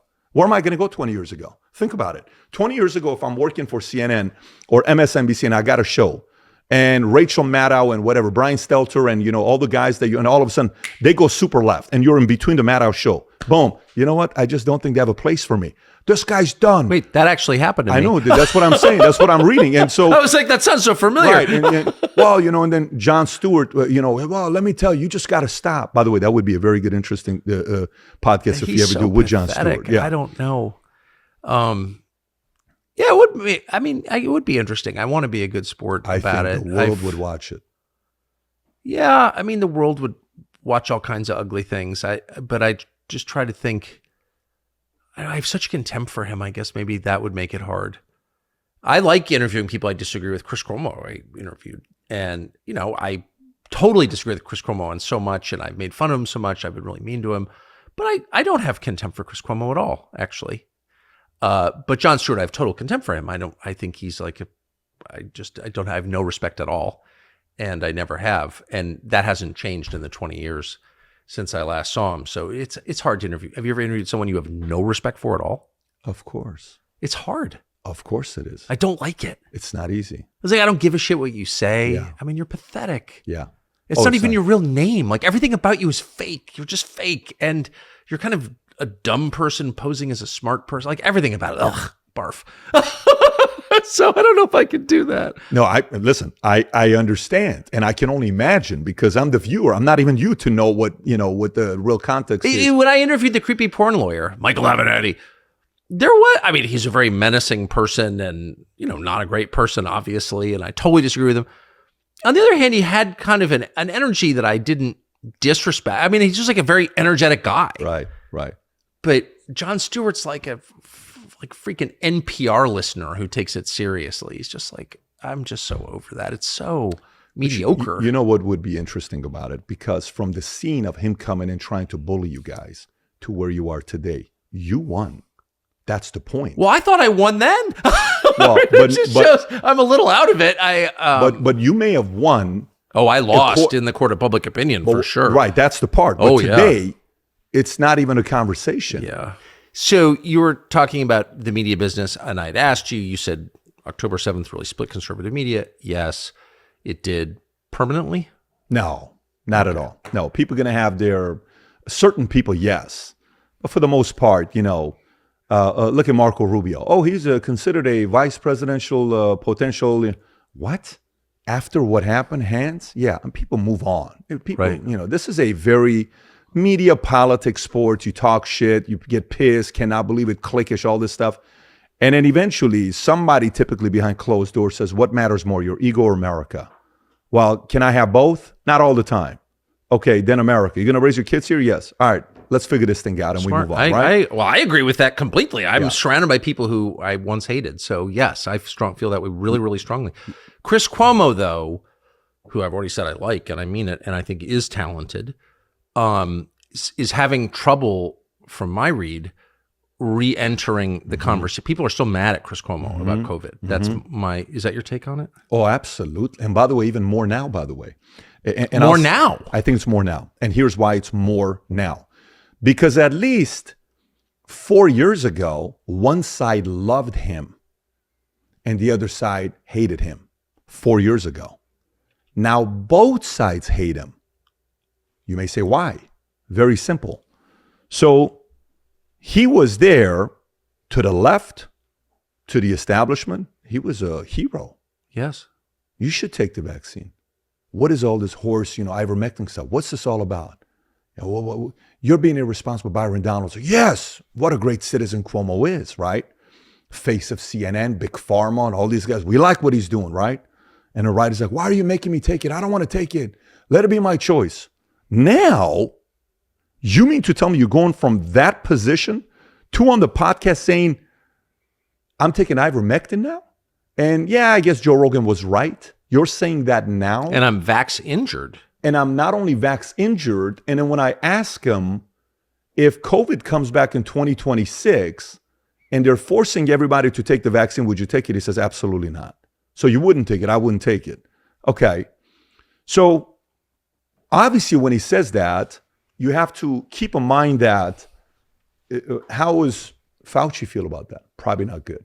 How is people from CDC, the doctors, how do they feel about it? Probably not good. How about some of the people from his side that were all on his show and he was taking care of them, defending them? They can't stand him right now because what he's doing is he's bringing back something that's been under the rug and almost disappeared. Because everybody's now talking about what? Immigration. Everybody's talking about all these other issues. Right. And immigration, election 2024. Yeah, what happened? What about the gain of function? Yeah, but forget about it. But let's focus on all this stuff. Yeah. What about what China did? Let's talk about October 7th. Exactly. Right? Yeah, got so it. I think what he's doing is a massive risk. But wait a second. It doesn't. Okay, so what you're saying makes sense on one side. Clearly his former allies are mad. They feel betrayed. He's exposing the lies. But doesn't that give him new allies? I mean, I'm having dinner tonight, for example, with Glenn Greenwald, who I love and consider a friend of mine. Sure. And Glenn Greenwald must have written 50 pieces attacking me 20 years ago. Right. But then we aligned on a couple of big issues, real issues. And I'm happy to be friends with Glenn Greenwald. I've changed my views on a lot of issues. I believe in repentance. I think change is essential. As the facts change, so should your conclusions. Like, this is all good. And so normally the once was lost, now I'm found people find a new home. But he doesn't seem to have found a new home. No, because he hasn't repented and asked for forgiveness. And that's not easy to do. So it's so easy to do. It's but- the easiest thing there is. I fucked up. I'm sorry. Yeah. Like, that's the most simple, liberating act in life. Yeah, but let me ask you a question. So here's a question for you. You're married, right? Your Quite. family. Yeah. You have your kid. You got your thing. You got your community. Imagine all of a sudden you get so close to Fauci and you're all of a sudden hanging out with Rachel Maddow. You guys are best friends. And you're hanging out with all these guys on the left. And suddenly you sit there and say, no, the right was wrong. Everybody should take the vaccine. Everybody should go through it. Okay. So imagine you take a position like that suddenly. How's your wife feel about it? How's your family feel about it? Your lineage of what you've done, your history, where you come from, how do they feel about it? So You have to sleep next to your wife. Now, so for Chris, as he's going through this process, and you're talking to the guy off camera, my kids absolutely love this guy when he comes in. He wrestles, does jujitsu with my kids. They're doing this, they're doing that. Off camera, we have the most fieriest arguments. Hour, 2 hour, 3 hour, just absolute like boom, boom, boom. And then, hey, okay, man, I'll talk to you next week. Done, right? And a part of me, I'm not speaking on his behalf, this is something he needs to make a decision for himself, is when I go through it and I process it, he gives me zero vibes of somebody's on the left. Zero. Chris Cuomo? No, he's not somebody. Not even a little bit. Let me explain what I mean. It's almost like being around someone who like is not in touch with himself, and he doesn't know what everyone else knows about him. And Chris Cuomo, you look at Chris Cuomo, it's like, you are in no sense a liberal temperamentally. No, he's not. He's not a liberal. Now, he may be a center-left guy. Okay, fine. He may be a center-right guy, economically right. Vaccine, not for it now, doesn't like what happened with it. When he thinks about certain things with military, there's so many things that you can go on, but the guy's going, he is risen. Who's the only person that texts me when it's Easter or any of these? And first guy that texts me, it's him. So spiritually, what he's going through, these are all stuff that you look at like, okay, maybe he's going through it. Maybe he's going through what he's doing right now. But for him to come out, he's afraid of the feminists. That's part of it. I can feel that. I said that to him, right to him. He's afraid if you care what the feminists think, and obviously you shouldn't because it's so degrading to care what they think, but then you have to mouth certain lies and you're like required because you're afraid of the screechiness. Yeah. But they don't respect you more for repeating their lies. They actually see you as a bitch when you do that. They want you to be strong. They're feminists in the first place because they haven't been around men who are just honest and direct and strong. So you cannot be afraid of them. And I really get the feeling like he can't say certain things because he's afraid of the feminists. I put something above that, though. I put his last name and his family above. Yeah, well, I get that, though. I have total sympathy for Chris. That's number one. Well, his father, his brother, I put that as number one. And I feel like if he comes out and fully flips, he gets that. And the other part for me is what can I say? I respect that. Yeah. I do. That's the one thing you're not being a bitch for respecting your father's legacy or remaining close to your brother. Like, you should do that. So I feel for him. Right. And then there's the other part of, the school of thought of when you apologize, they will forever come after you. You should be careful to apologize. Never apologize. There's that community as well. Who are those people? That's the dumbest thing I've ever heard. Whoever's in your ear. Whoever never apologize? You look like a fool if you don't apologize. You should not apologize. If they do, they will come after you for the rest of your life. No, you should apologize only when you mean it. That's the rule. Don't lie. So, of course, you never apologize. If you get caught up in some fake Me Too thing, and you're like, I should have been more sensitive to unhappy 39-year-old unmarried women. No. What mistakes did you make that you apologize on? Oh, my God, me? Give 3 of them. Well, being drunk a lot, sorry. And I mean that. Supporting the Iraq War, working for Bill Kristol, being used to attack Pat Buchanan, basically being used because when I was younger as a writer, because I was just not aware of the larger cross currents, and I didn't follow my own instincts. I followed orders. Those are the marks of a weak man, and I'm embarrassed of that. And I would apologize. By the way, I apologize all the time. As long as it's sincere, then you win. Lying makes you weak. Telling the truth makes you strong. It's super simple. What's crazy? Check this out. So one day, this is when all my content was on entrepreneurship, and we were running the top channel on YouTube for entrepreneurship. If you would have typed in entrepreneur, 50 videos pulls up on the search. Half of them were ours. We just owned the word entrepreneur, okay? And that led into the consulting from BetDavid Consulting. You go to betdavid.com or Manect, all that stuff. That's the entrepreneur side. We would look at what words in the titles would do best. Words, okay? So let's go through a couple of them. Rules, very good word for YouTube. 20 rules of whatever. 10 rules of whatever. So rules, for whatever reason, great word for YouTube. People want to get rules. 12 rules for life, Jordan Peterson. 20 rules for money, 7 million views on YouTube that I did 10 years ago.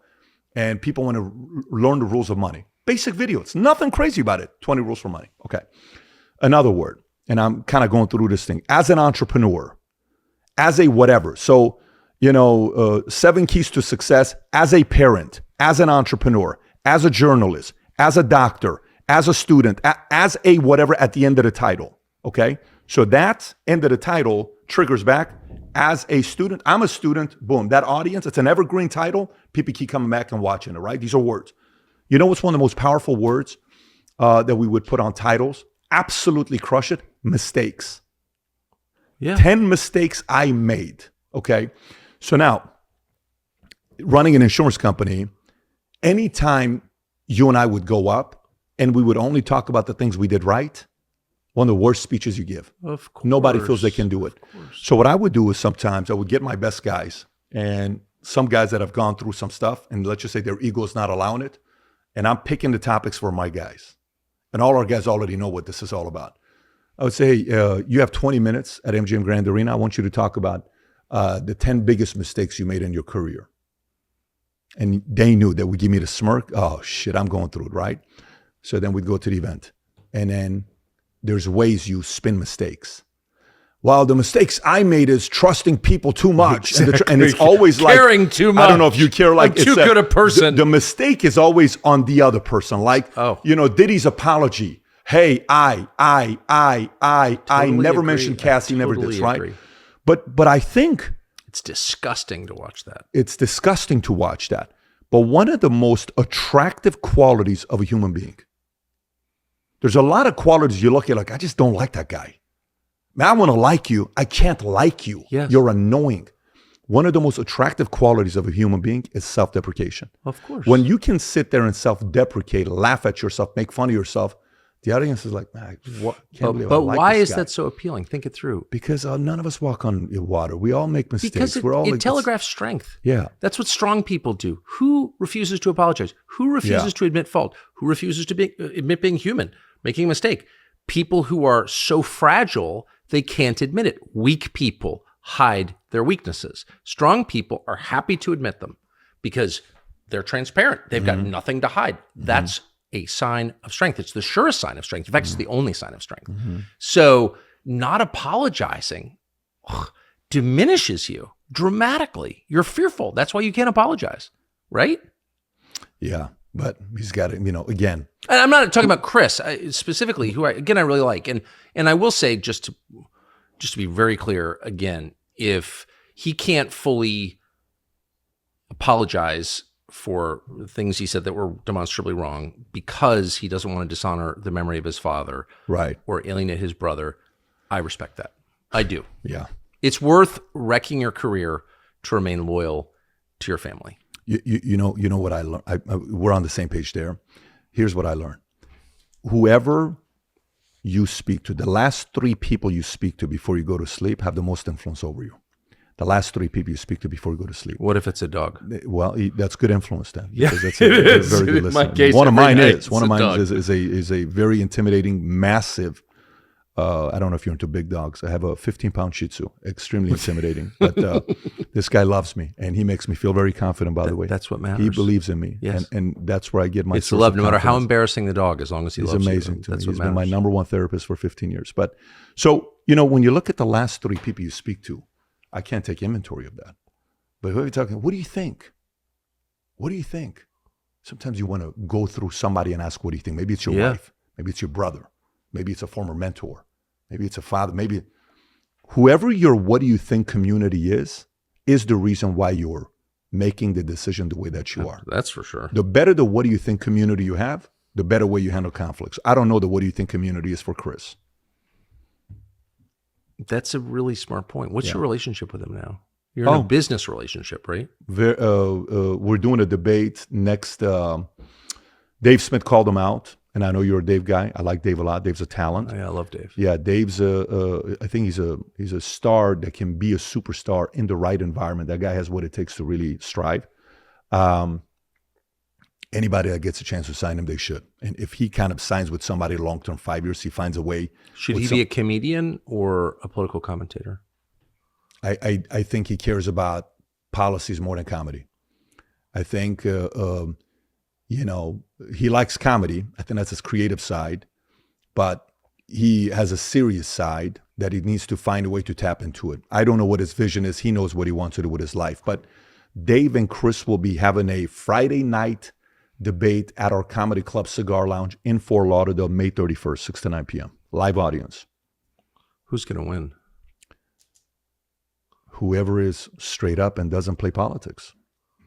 It's asymmetrical, though, because Chris has, and I like them both, but first of all, Dave is a formidable debate opponent. Fantastic. Yeah. Fantastic. For real. Yeah. And very smart as a debater. I can say that guy is good.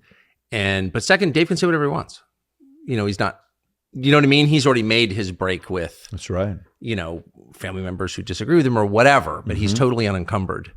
And Chris is from a very famous family, brother and dad who are governor of the state of New York. It's like, it's hard. I can tell you every day I visualize people calling him, telling him not to do it. Every single day. Every day, someone's telling him don't do the podcast in their own creative way. And I said this when I announced it, okay? So when it happens, the side of the establishment that doesn't want all this, the CDC guy comes out and you saw what he said. Hey, did you guys do any kind of gain of function? Rand Paul is asking Fauci, 2021. No, we didn't do any. There was no such thing of gain of function. And then they asked the new guy, the CDC guy, I don't know if you saw this or not. Is there any such a, well, in the general, way of looking at this, yes, there was gain of function. No, it's not general or not. Was there or was there not? Yes, there was. You think that community wants more eyeballs going to this? No. So why is no one in prison? I mean, if you're doing gain of function research, in other words, if you're trying to make dangerous viruses more infectious and more dangerous in a world with a demonstrated history of lab leaks, thank you, Lyme disease, and all the rest that we know, COVID, have come from labs. Like you're gambling with the lives of millions of people. Like, why should you be allowed to do that? I mean, they're trying to put Trump in prison for the rest of his life on a documents charge. You brought home documents that are technically classified, but the guys doing gain of fucking function research are walking free? Like, what? How bad do you want to know to investigate those people? Investigate? I mean, I think we know. Oh, but the point is to hold them accountable to it, right? How bad? Well, it's just absolutely crazy. We're mad at, guys with nose rings protesting outside Columbia. Right. I mean, whatever. I'm not on their side, but like, who cares, actually? But the reason why I'm asking you the question is, in order for that to happen, if the establishment from the left or the right is in office, you will never find out, ever find out. This is why we need more guys from the anti-establishment side to say, I'm really curious to the point where I'm going to go in there and find out. Well, how would you assess Bobby Kennedy? I think Bobby Kennedy is a form of anti-establishment. And if I'm able to give people a score of reason, okay, and a true believer. So meaning, can this guy truly reason? So you got family pride and stuff that's, part of your legacy. And he's got the most powerful last name on the left. I think that's way ahead of Cuomo's. It's Kennedy. There is no level of Kennedy, right? Okay, cream of the crop at that level. So what's his score for being able to reason? I think it's pretty high. I give him a high score for reasoning. On the podcast that we did together was like a town hall. People are asking questions. I asked him, I said, so where do you stand with, puberty blockers and transgender and all this stuff? He said, honestly, I haven't done enough research to be for it or against it. I said, Bobby, you can't say that. Because it's not true. And by the way, you know what he said, though? If you posted the video, which went viral this 2 weeks ago, people were sharing it all over the place on Twitter. On the bottom, he said he changed his position on this 4 months ago and no longer supports it. Great. Guess what? That's a form of progress reason you're making that you could say, I was wrong. Here's where I stand with this now. Okay? All right. No problem. Vaccine. I'm sure you read the Fauci book he wrote. An absolute masterpiece of a book he writes. Okay. So he's got the COVID community, the vaccine community that didn't want to be forced to take it, who don't like Fauci. He's got that side. I put him as an anti-establishment, but I still think he's got a lot of stuff that's on the left as a Democrat, even though he's an independent. But I think he's a necessary voice. I do think he's going to get in the way, though. Of Trump.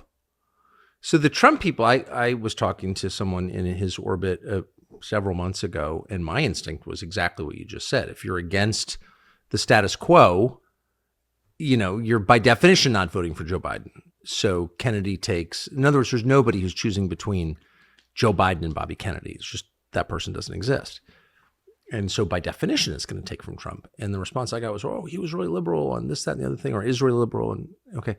But big picture, it seemed obvious to me he was going to hurt Trump.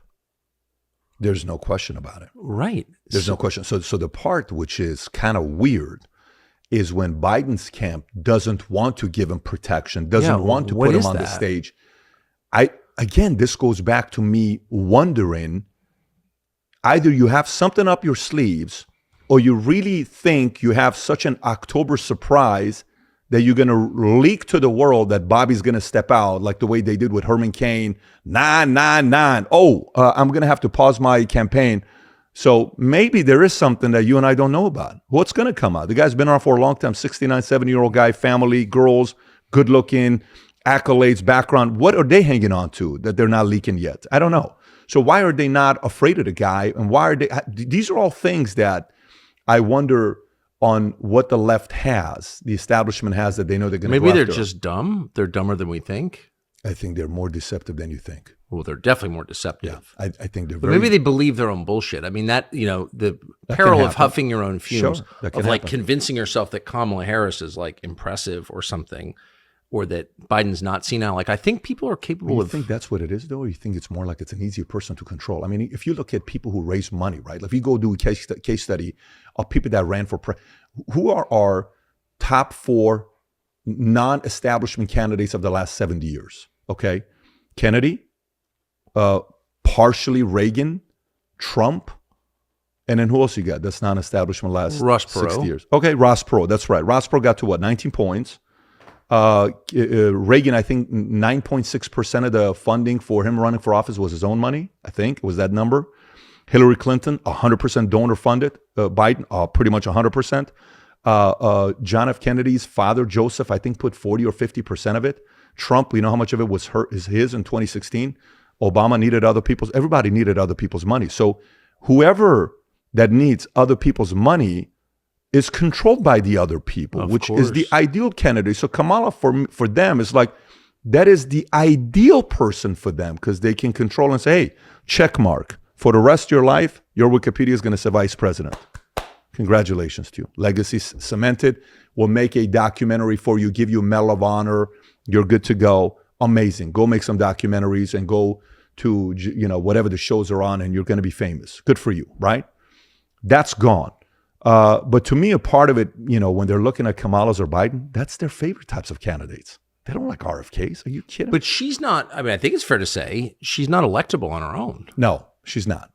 So if you had to get her out of the way, Biden obviously incapacitated by mental decline, Kamala repugnant as a person, how do you fix that? For this or 2028? For what? This. There's only one person you can do it with. Only one person. Who? It's only Michelle. There's nobody else you can do it with. Let's play it out. Okay, let's play it out. You don't think she's more disgusting? No. To the left, she is the number one person on the leaders bulletin. She's the number one draft pick for the left, maybe even ahead of Newsom, Michelle. But let me, again, my opinion, I could be wrong. I'm just giving you my POV on this. So, okay. So let's play it. You get rid of Kamala and you put in Newsom, which they would love to have Newsom as a VP. And then you transition out, well, Biden's going to be stepping down June of 2025.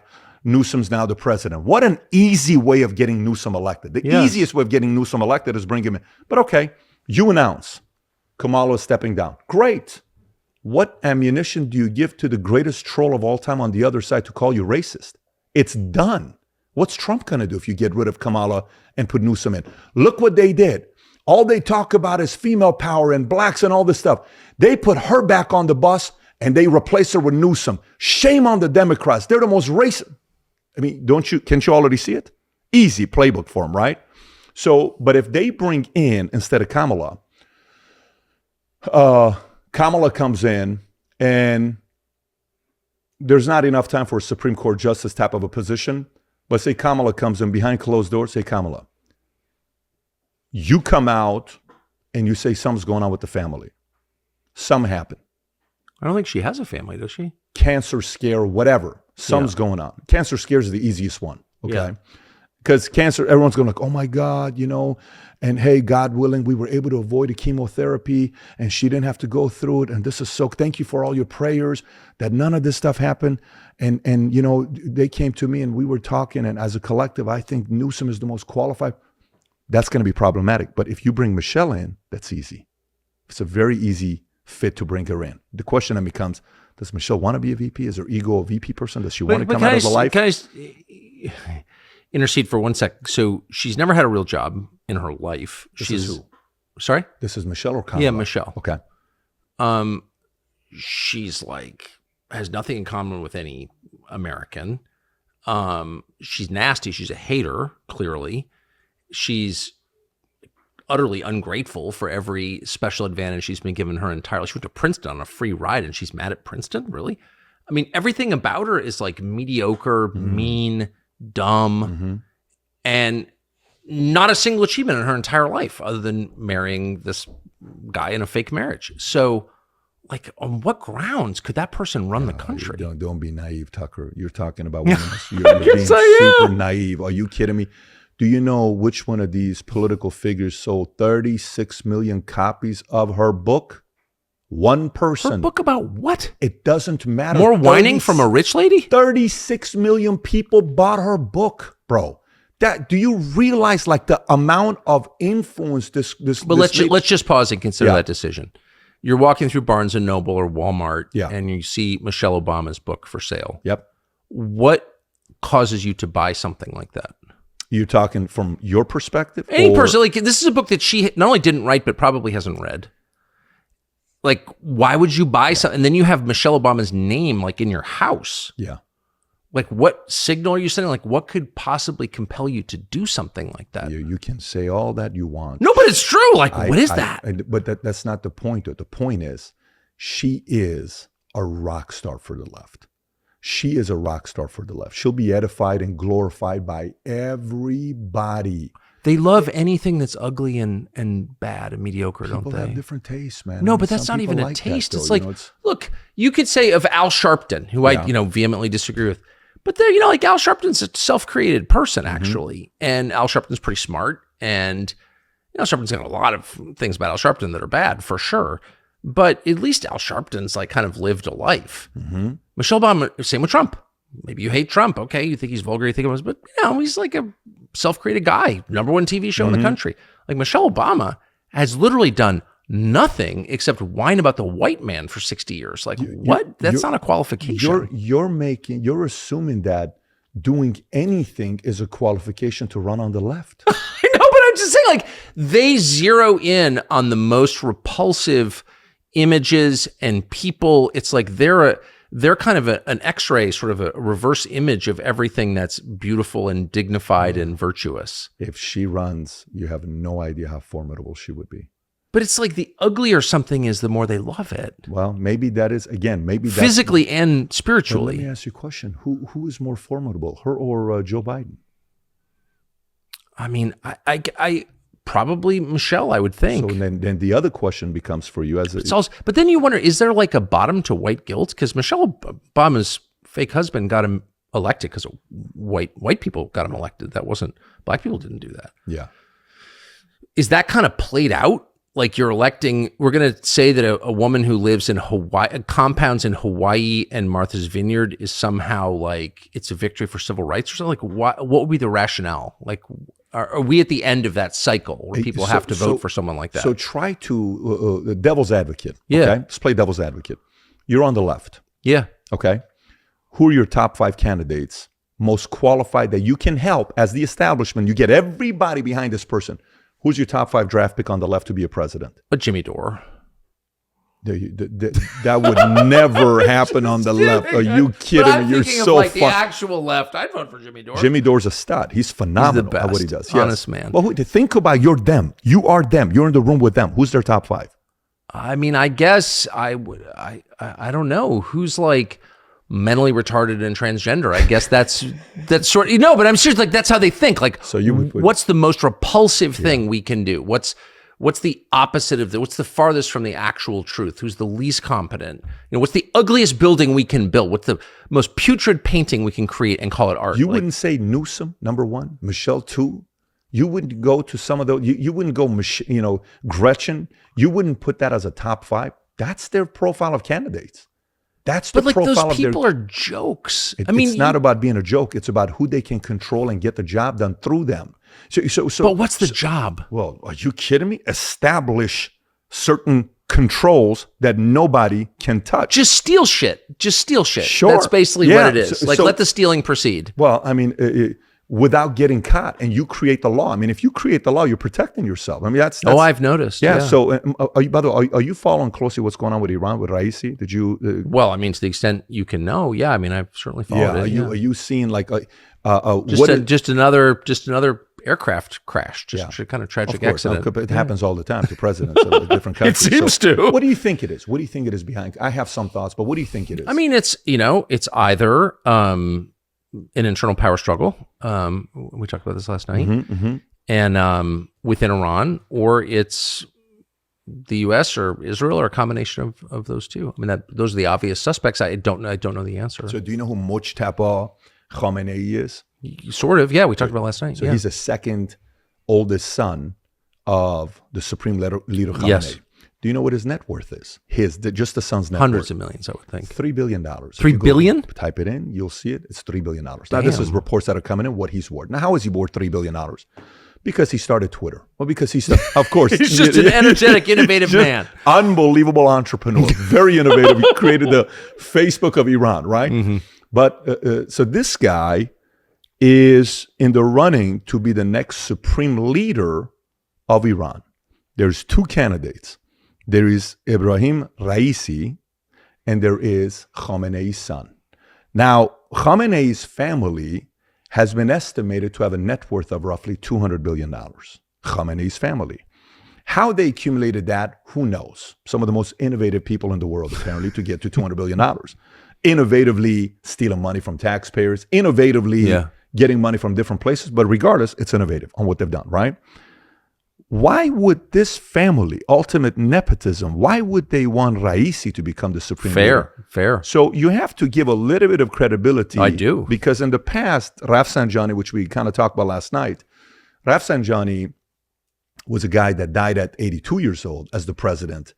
And he died from a heart attack. That's not what his family believes on what happened to him. So it's very easy for us right off the bat to say, oh, it's Israel. Oh, it's U.S. Oh, you know what? If U.S. wouldn't have put the sanctions on us, we would have had better helicopters. Where this wouldn't happen, whatever city was in Tabriz. Right, got it, yeah. So, but Iran going through that with some of their power plays they're going to be going through today with Khamenei, it's going to be interesting to see. Assassinating a sovereign state, assassinating the leader of another sovereign state, not a good precedent to set, not a good idea. Almost no matter who it is. We didn't assassinate Hitler, we didn't assassinate Stalin, we didn't assassinate Mao. There's a reason that you probably don't want to get into the assassinations game because you don't know where it's going to wind up. And it's reckless, super reckless behavior. So I want to believe what you just said. That does sound like a absolute possibility. But I don't want to believe that states are knocking off one another's leaders because again, you don't know where that winds up. Maybe there should be a kind of informal agreement not to assassinate each other.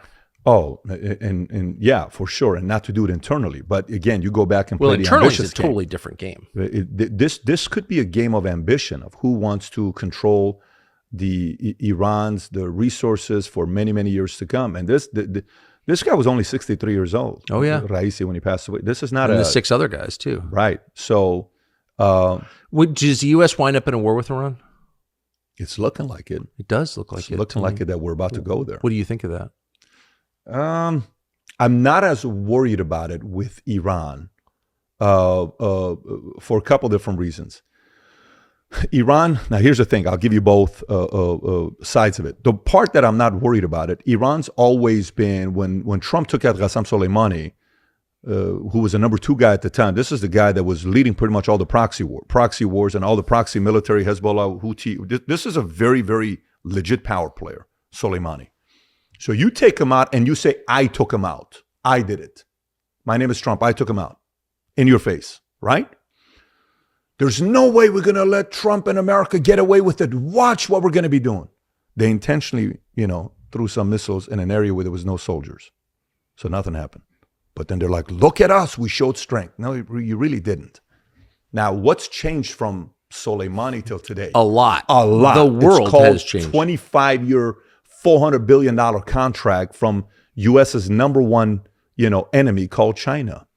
It's during the same time, Russia had an okay relationship with U.S. Now we are in a proxy war with Russia through Ukraine that we're funding left and right. Well, we're in a direct NATO, war. I mean, there are U.S. military personnel fighting Russia from Ukraine. Well, I want to be a little bit more diplomatic. Well, it's just true. It's so, I don't think the average person understands just how crazy this has gotten. On how deep we are there, right? Oh. Okay, Yeah. so then Russia's going to side with who? With us or Iran, their neighbor, Caspian Sea. That's who are they going to side with? So this is the part where you're kind of like, so Iran is no longer Iran. Iran is essentially one of the eyes in BRICS. Exactly. Okay, Exactly. India, Iran. So yeah, I don't know. So going up. Remember the story I told you So about? then it earlier? escalates from regional conflict to world war, conceivably, very fast. I think we're already in world war, just like nobody wants to say it. We were already in a recession a year and a half ago. How Nobody. unnecessary is all this? How insane is all this? How does this help my family, my country? Doesn't help your family, your country, but you have to go back to who the customer is. In order for the military contractors to make money, they need wars. In order for many of these other business models to make money, they need crisis. In order for a Vanguard or a BlackRock to get a $400 billion, I think it's Vanguard, but I do know it's BlackRock, to get a $400 billion contract to rebuild Ukraine, you need Ukraine to be destroyed to rebuild it. If Ukraine isn't destroyed, you don't need to rebuild. These are all great business models for these folks. But you know how it ends. I mean, it ends with the destruction of everything that's worth having, actually. Only if they keep the power. Only if they keep the power. But they can't foresee the future. These are not people with fine motor skills. Like, they overstate their own power and foresight. And once you get into something like this, you have no fucking idea where it ends. You have no idea. Things can go sideways so fast, you can't control events. You think you can, you can't. That's true in your family, and it's true geopolitically. And so, like, you think you got it all fine-tuned. It's like some Rube Goldberg thing. And then this happens, that happens. And what we're going to do is we're going to kick Russia out of SWIFT. And actually, that will cause internal revolt within Russia. And they'll depose Putin. And it's like, you can't game this stuff out. There are too many variables. And you could easily wind up in a nuclear exchange. What do you think their insurance policy is? You think they sit there and worry I have about no idea. I hope they have submarines, because I don't know how. Like, I think they're actually destroying the country that they live in. That's what I think. And that's why I think it's supernatural. It's psychotic to me. It's Well, it is delusional to be able to psychotic. do that. But in their minds, they're protected. In their minds, they're protected. In their minds, nothing. But their wealth? Yeah. In their These mind. people are so stupid. Yeah. Money worshippers are so stupid. Oh, my wealth will protect me. Okay. Yeah. Yeah. How many people have thought that? A lot. Jeffrey Epstein thought that. Yeah. Everybody thinks that. Yeah. That's the lie of wealth. It's going to thought about protect that. you. Diddy's like, oh, they're not going to do anything to me. And watch what's going to happen to Diddy next. Did you see his I apology haven't video? been following the Diddy. Yeah. Well, they Mr. showed Diddy. the video of I know you probably listen to a lot of hip hop. You give me the vibes of it, but I do. Yeah. Yeah, so Diddy- Aficionado. yeah, I can totally see it. So Diddy is the video comes out of him beating Cassie, his ex-girlfriend. That within 24 hours they settled for $30 million, and that story was gone like a year ago or something like that. So finally the video comes out from 2016. This video, he's hitting her in the head, pulling her hair, dragging her middle of the hotel. Who I don't know beats if- women? Like, I don't want to be racist or anything, but like, you're not supposed to beat women, right? Yeah. Well, Diddy a few years ago was commenting on Chris Brown and Rihanna's controversy on Ellen DeGeneres. And he says, let's just pray for them because we don't know what they're going through. Let's pray for them before we assume what they're going through. Let's just pray for them. So maybe that's what he's going through right now. And then they leaked the video. So all these guys who grew up with single mothers and are really mad at women. Sorry. Yeah. Have you seen the numbers of how we went from single mothers in 1960 to today? The matriarchy leads to wife beating. I'm just telling you that. a man with a strong father does not beat women. For sure. You can't beat women. You don't send them off to fight your wars. You don't beat them up. You treat them with respect. That's the man who grew up in a household with a strong father. The man who grew up in a household with a mom, loving but also arbitrary and flaky, that guy hates women. He becomes a womanizer, not in a fun way, in a bad way. Abusive, exploits women, and then he beats them up. And there's a direct connection. You're not going to find many wife beaters who grew up with a strong dad at home, but you'll find a ton who grew up with mom. So that it's one of the many ironies that we don't acknowledge, but we should acknowledge it. If you care about, preventing violence against women, encourage like 2-parent families with like real dads. Like, don't fight the patriarchy, embrace the patriarchy, and you get less wife beating. So you can. So by the way, am I right? I'm just taking a check with your wife. For sure, okay. Yeah. So by the way, when you process it that way, that goes back to me thinking we need to change incentives, because in 1960, only 4% of kids were born to an unwed mother, like a single mother. Today, it's 41%, from 4% to 41%. That's not liberation, you don't think? Oh, you kidding me? That's catastrophic. Yeah. That's problematic. But that's what fighting the patriarchy looks like. Right. Beating up women and mugging them on the street, sending them off to fight your stupid wars. Yeah. But listen, they're not selling family values. They're not selling having kids. They're not selling the value of raising a kid. They're not selling. The incentive program is created to be divorced, to stay single, to keep having kids, to stay on welfare. The incentive program is created for me to stay entitled for my entire life relying on some kind of a welfare. And by the way, both you and I have 4 kids, right? We're talking about it last night. You got 4 kids. I got 4 kids. Crazy number. Wish I had 8, but yeah. I wish I had 20. Yeah, me too. We keep revisit the polygamy thing. Yeah. Well, we can, again, if we have new policies, we can potentially consider that, right? Okay. I tell my wife, I'd keep her pregnant. She'd have a 3-month break every year, and we'd be pregnant for 20 years. She'd be pregnant for 20 years. Sounds like fun. But can you imagine going to dinner? Yeah, we'd like to make a reservation for dinner tonight. How big's your party? Party of 24. I love that. I'd love that. You sit at the end, the patriarch, all the little pups lining down on either side. You're assuming they don't have girlfriends and boyfriends, so maybe it's like party of 40. Yeah. Hey, let's just shut down the restaurant. I want to be a Bedouin tribal leader. Hitting the hubbly bubbly in my tent. Oh, sorry. Check this out. Watch this. Crazy data. Yeah. Crazy data. You ready? So in 1960, every year, 4.3 million kids are born in 1960. Every year in 1960, 1.7 million people roughly die every year. 4.3 born, 1.7 die. It's a net positive of 2.6 million. Yes. You're with me so far. 1960. 1960. But then you murder a president. That's right. 4 years later, so come to today, that number of kids being born, roughly, number of kids being born, 3.2, 3.3 million. Number of people dying, 2.7, 2.8 million.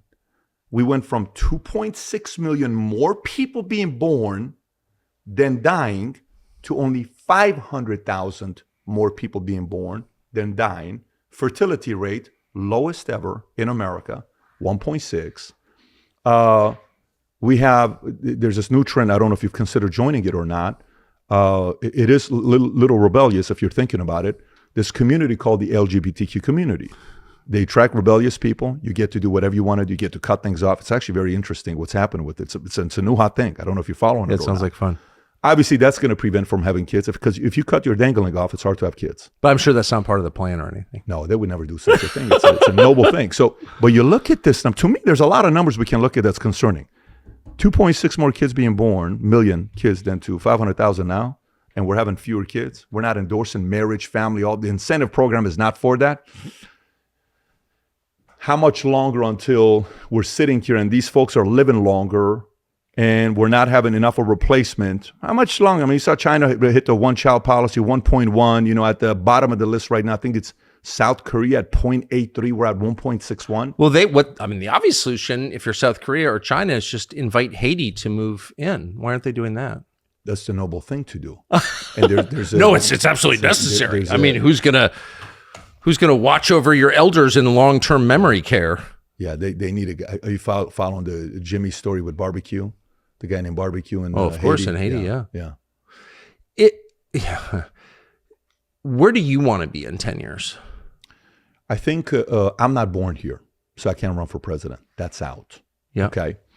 I have certain set of values and principles that I'm not compromising, and we're going to fight for as long as we can. If God keeps me healthy, there's only one person that can fire me. I'm going 40 years. We'll end up having one of the most influential, biggest consulting firms in America, including worldwide. Right now, we consult for roughly 5,000 businesses from 60 countries that we do engagements for. Okay. So that's Bit David Consulting. Can I ask a dumb question? Of course. What does that mean to consult? So you come in, you're trying to raise capital, you need help putting a pitch deck together, we can help you with that. Yes. You're in a place where your marketing campaign isn't working, you want to help us put a better creative marketing campaign for you, we'll help you with that. Your comp plan to pay your employees, you don't know how to set up a proper variable comp or structure the equity or profit sharing in your sales guys, you're considering your comp is flat and you need to kind of find a way to improve it, we'll help you with that. You want to expand into a different marketplace, we'll help you with that. You want to find a C-suite executive and you don't know what's the right way to interview and what qualities to look for or what job description to put, we'll help you with that. These are things that we're going to focus on the small business owner side because that's a language that we speak comfortably. I hosted last year, I held an event called the Vol Conference. Tom Brady was at the event. We're holding this one this year at Palm Beach Convention Center. We're expecting nearly 10,000 people to be there. For 3.5 days, we talk purely business, strategy, growth, all of that, right? So the consulting firm is a big part of our pillar of what we're going to be doing.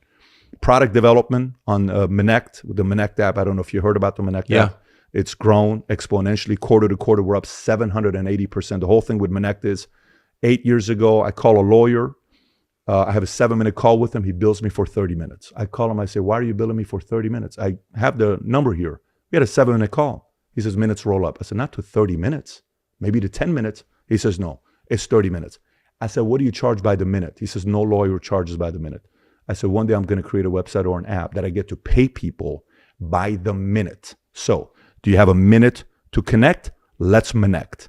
So whereas most places you email somebody and the response rate, a cold email is 1%, less than 1% that someone's going to like somebody cold respond. Hey, Tucker, I'd love to talk to you about a job. What's the chances you're getting back to that person an email? Probably slim to none, right? I don't do email, so yeah, pretty low. Right. On Instagram, it's 3% response rate. On Twitter, it's 5%. On LinkedIn, it's 8%. On Minect, you're paying to get a response back. So you're paying a person $50, $100, $300, $500, and they respond back to you because you're respecting their time. Our response rate right now is 94% they get back to you, and over 50% of the time they get back to you within 24 hours. So we have the consulting, we have the product development, we have the media side. On the media side, I think the media landscape right now is wide open. It's filled with a lot of talented people, some that are driven by money, some that are driven by fame, a few that are driven by values and principles. We're driven by values and principles and a vision, and it's pure conviction. It's not like I need another nice car, I need another nice house, or I need another, however much money in the bank. No, we have a real vision, a real cause that we're going to go for 40 years. And I think at the end of the day, 10, 20, 30 years down the line, they're going to look at this thing and say, oh, wow, this is one of the most influential companies in the world. And that's what we're going to be doing. So I can't assess the rest, though, congratulations. But I can sort of assess the media part of just having worked in it. And we are at a pivot point for sure. And all of a sudden you have all these independent voices. Some of them are bigger than the established voices because legacy media is obviously dying. But do those independent media figures come together at some point? If they did, are you kidding me? I mean, that would be very intimidating if that was to happen. Because the market wants everything divided. That's what the enemy wants. The enemy wants everybody divided. They can bully and push around if you're divided because you can't build a household influential thing if you're divided. If we can bring everybody together, and Cicero said one of the problems why empires fall is because everybody wants to know who got the most credit. I did it. No, if it wasn't for me. And that's the challenge with sometimes people on the conservative side. Everybody wants the credit, right? Yeah. So if some of these guys can unite and work together, the enemy's not going to like that. That's going to be very, very scary for the enemy because they're not used to that. They're used to dividing and pinning everybody against everyone. It's an easy, art of war, Sun Tzu. It's nothing new. Divide and conquer easily. They do it all the time. But if some of these guys can set aside their egos and find a way where each can individually win and collectively win, game over. It's going to be a fun next 10, 20 years. Patrick Bet-David, thank you very Thank you. much. Really enjoyed it.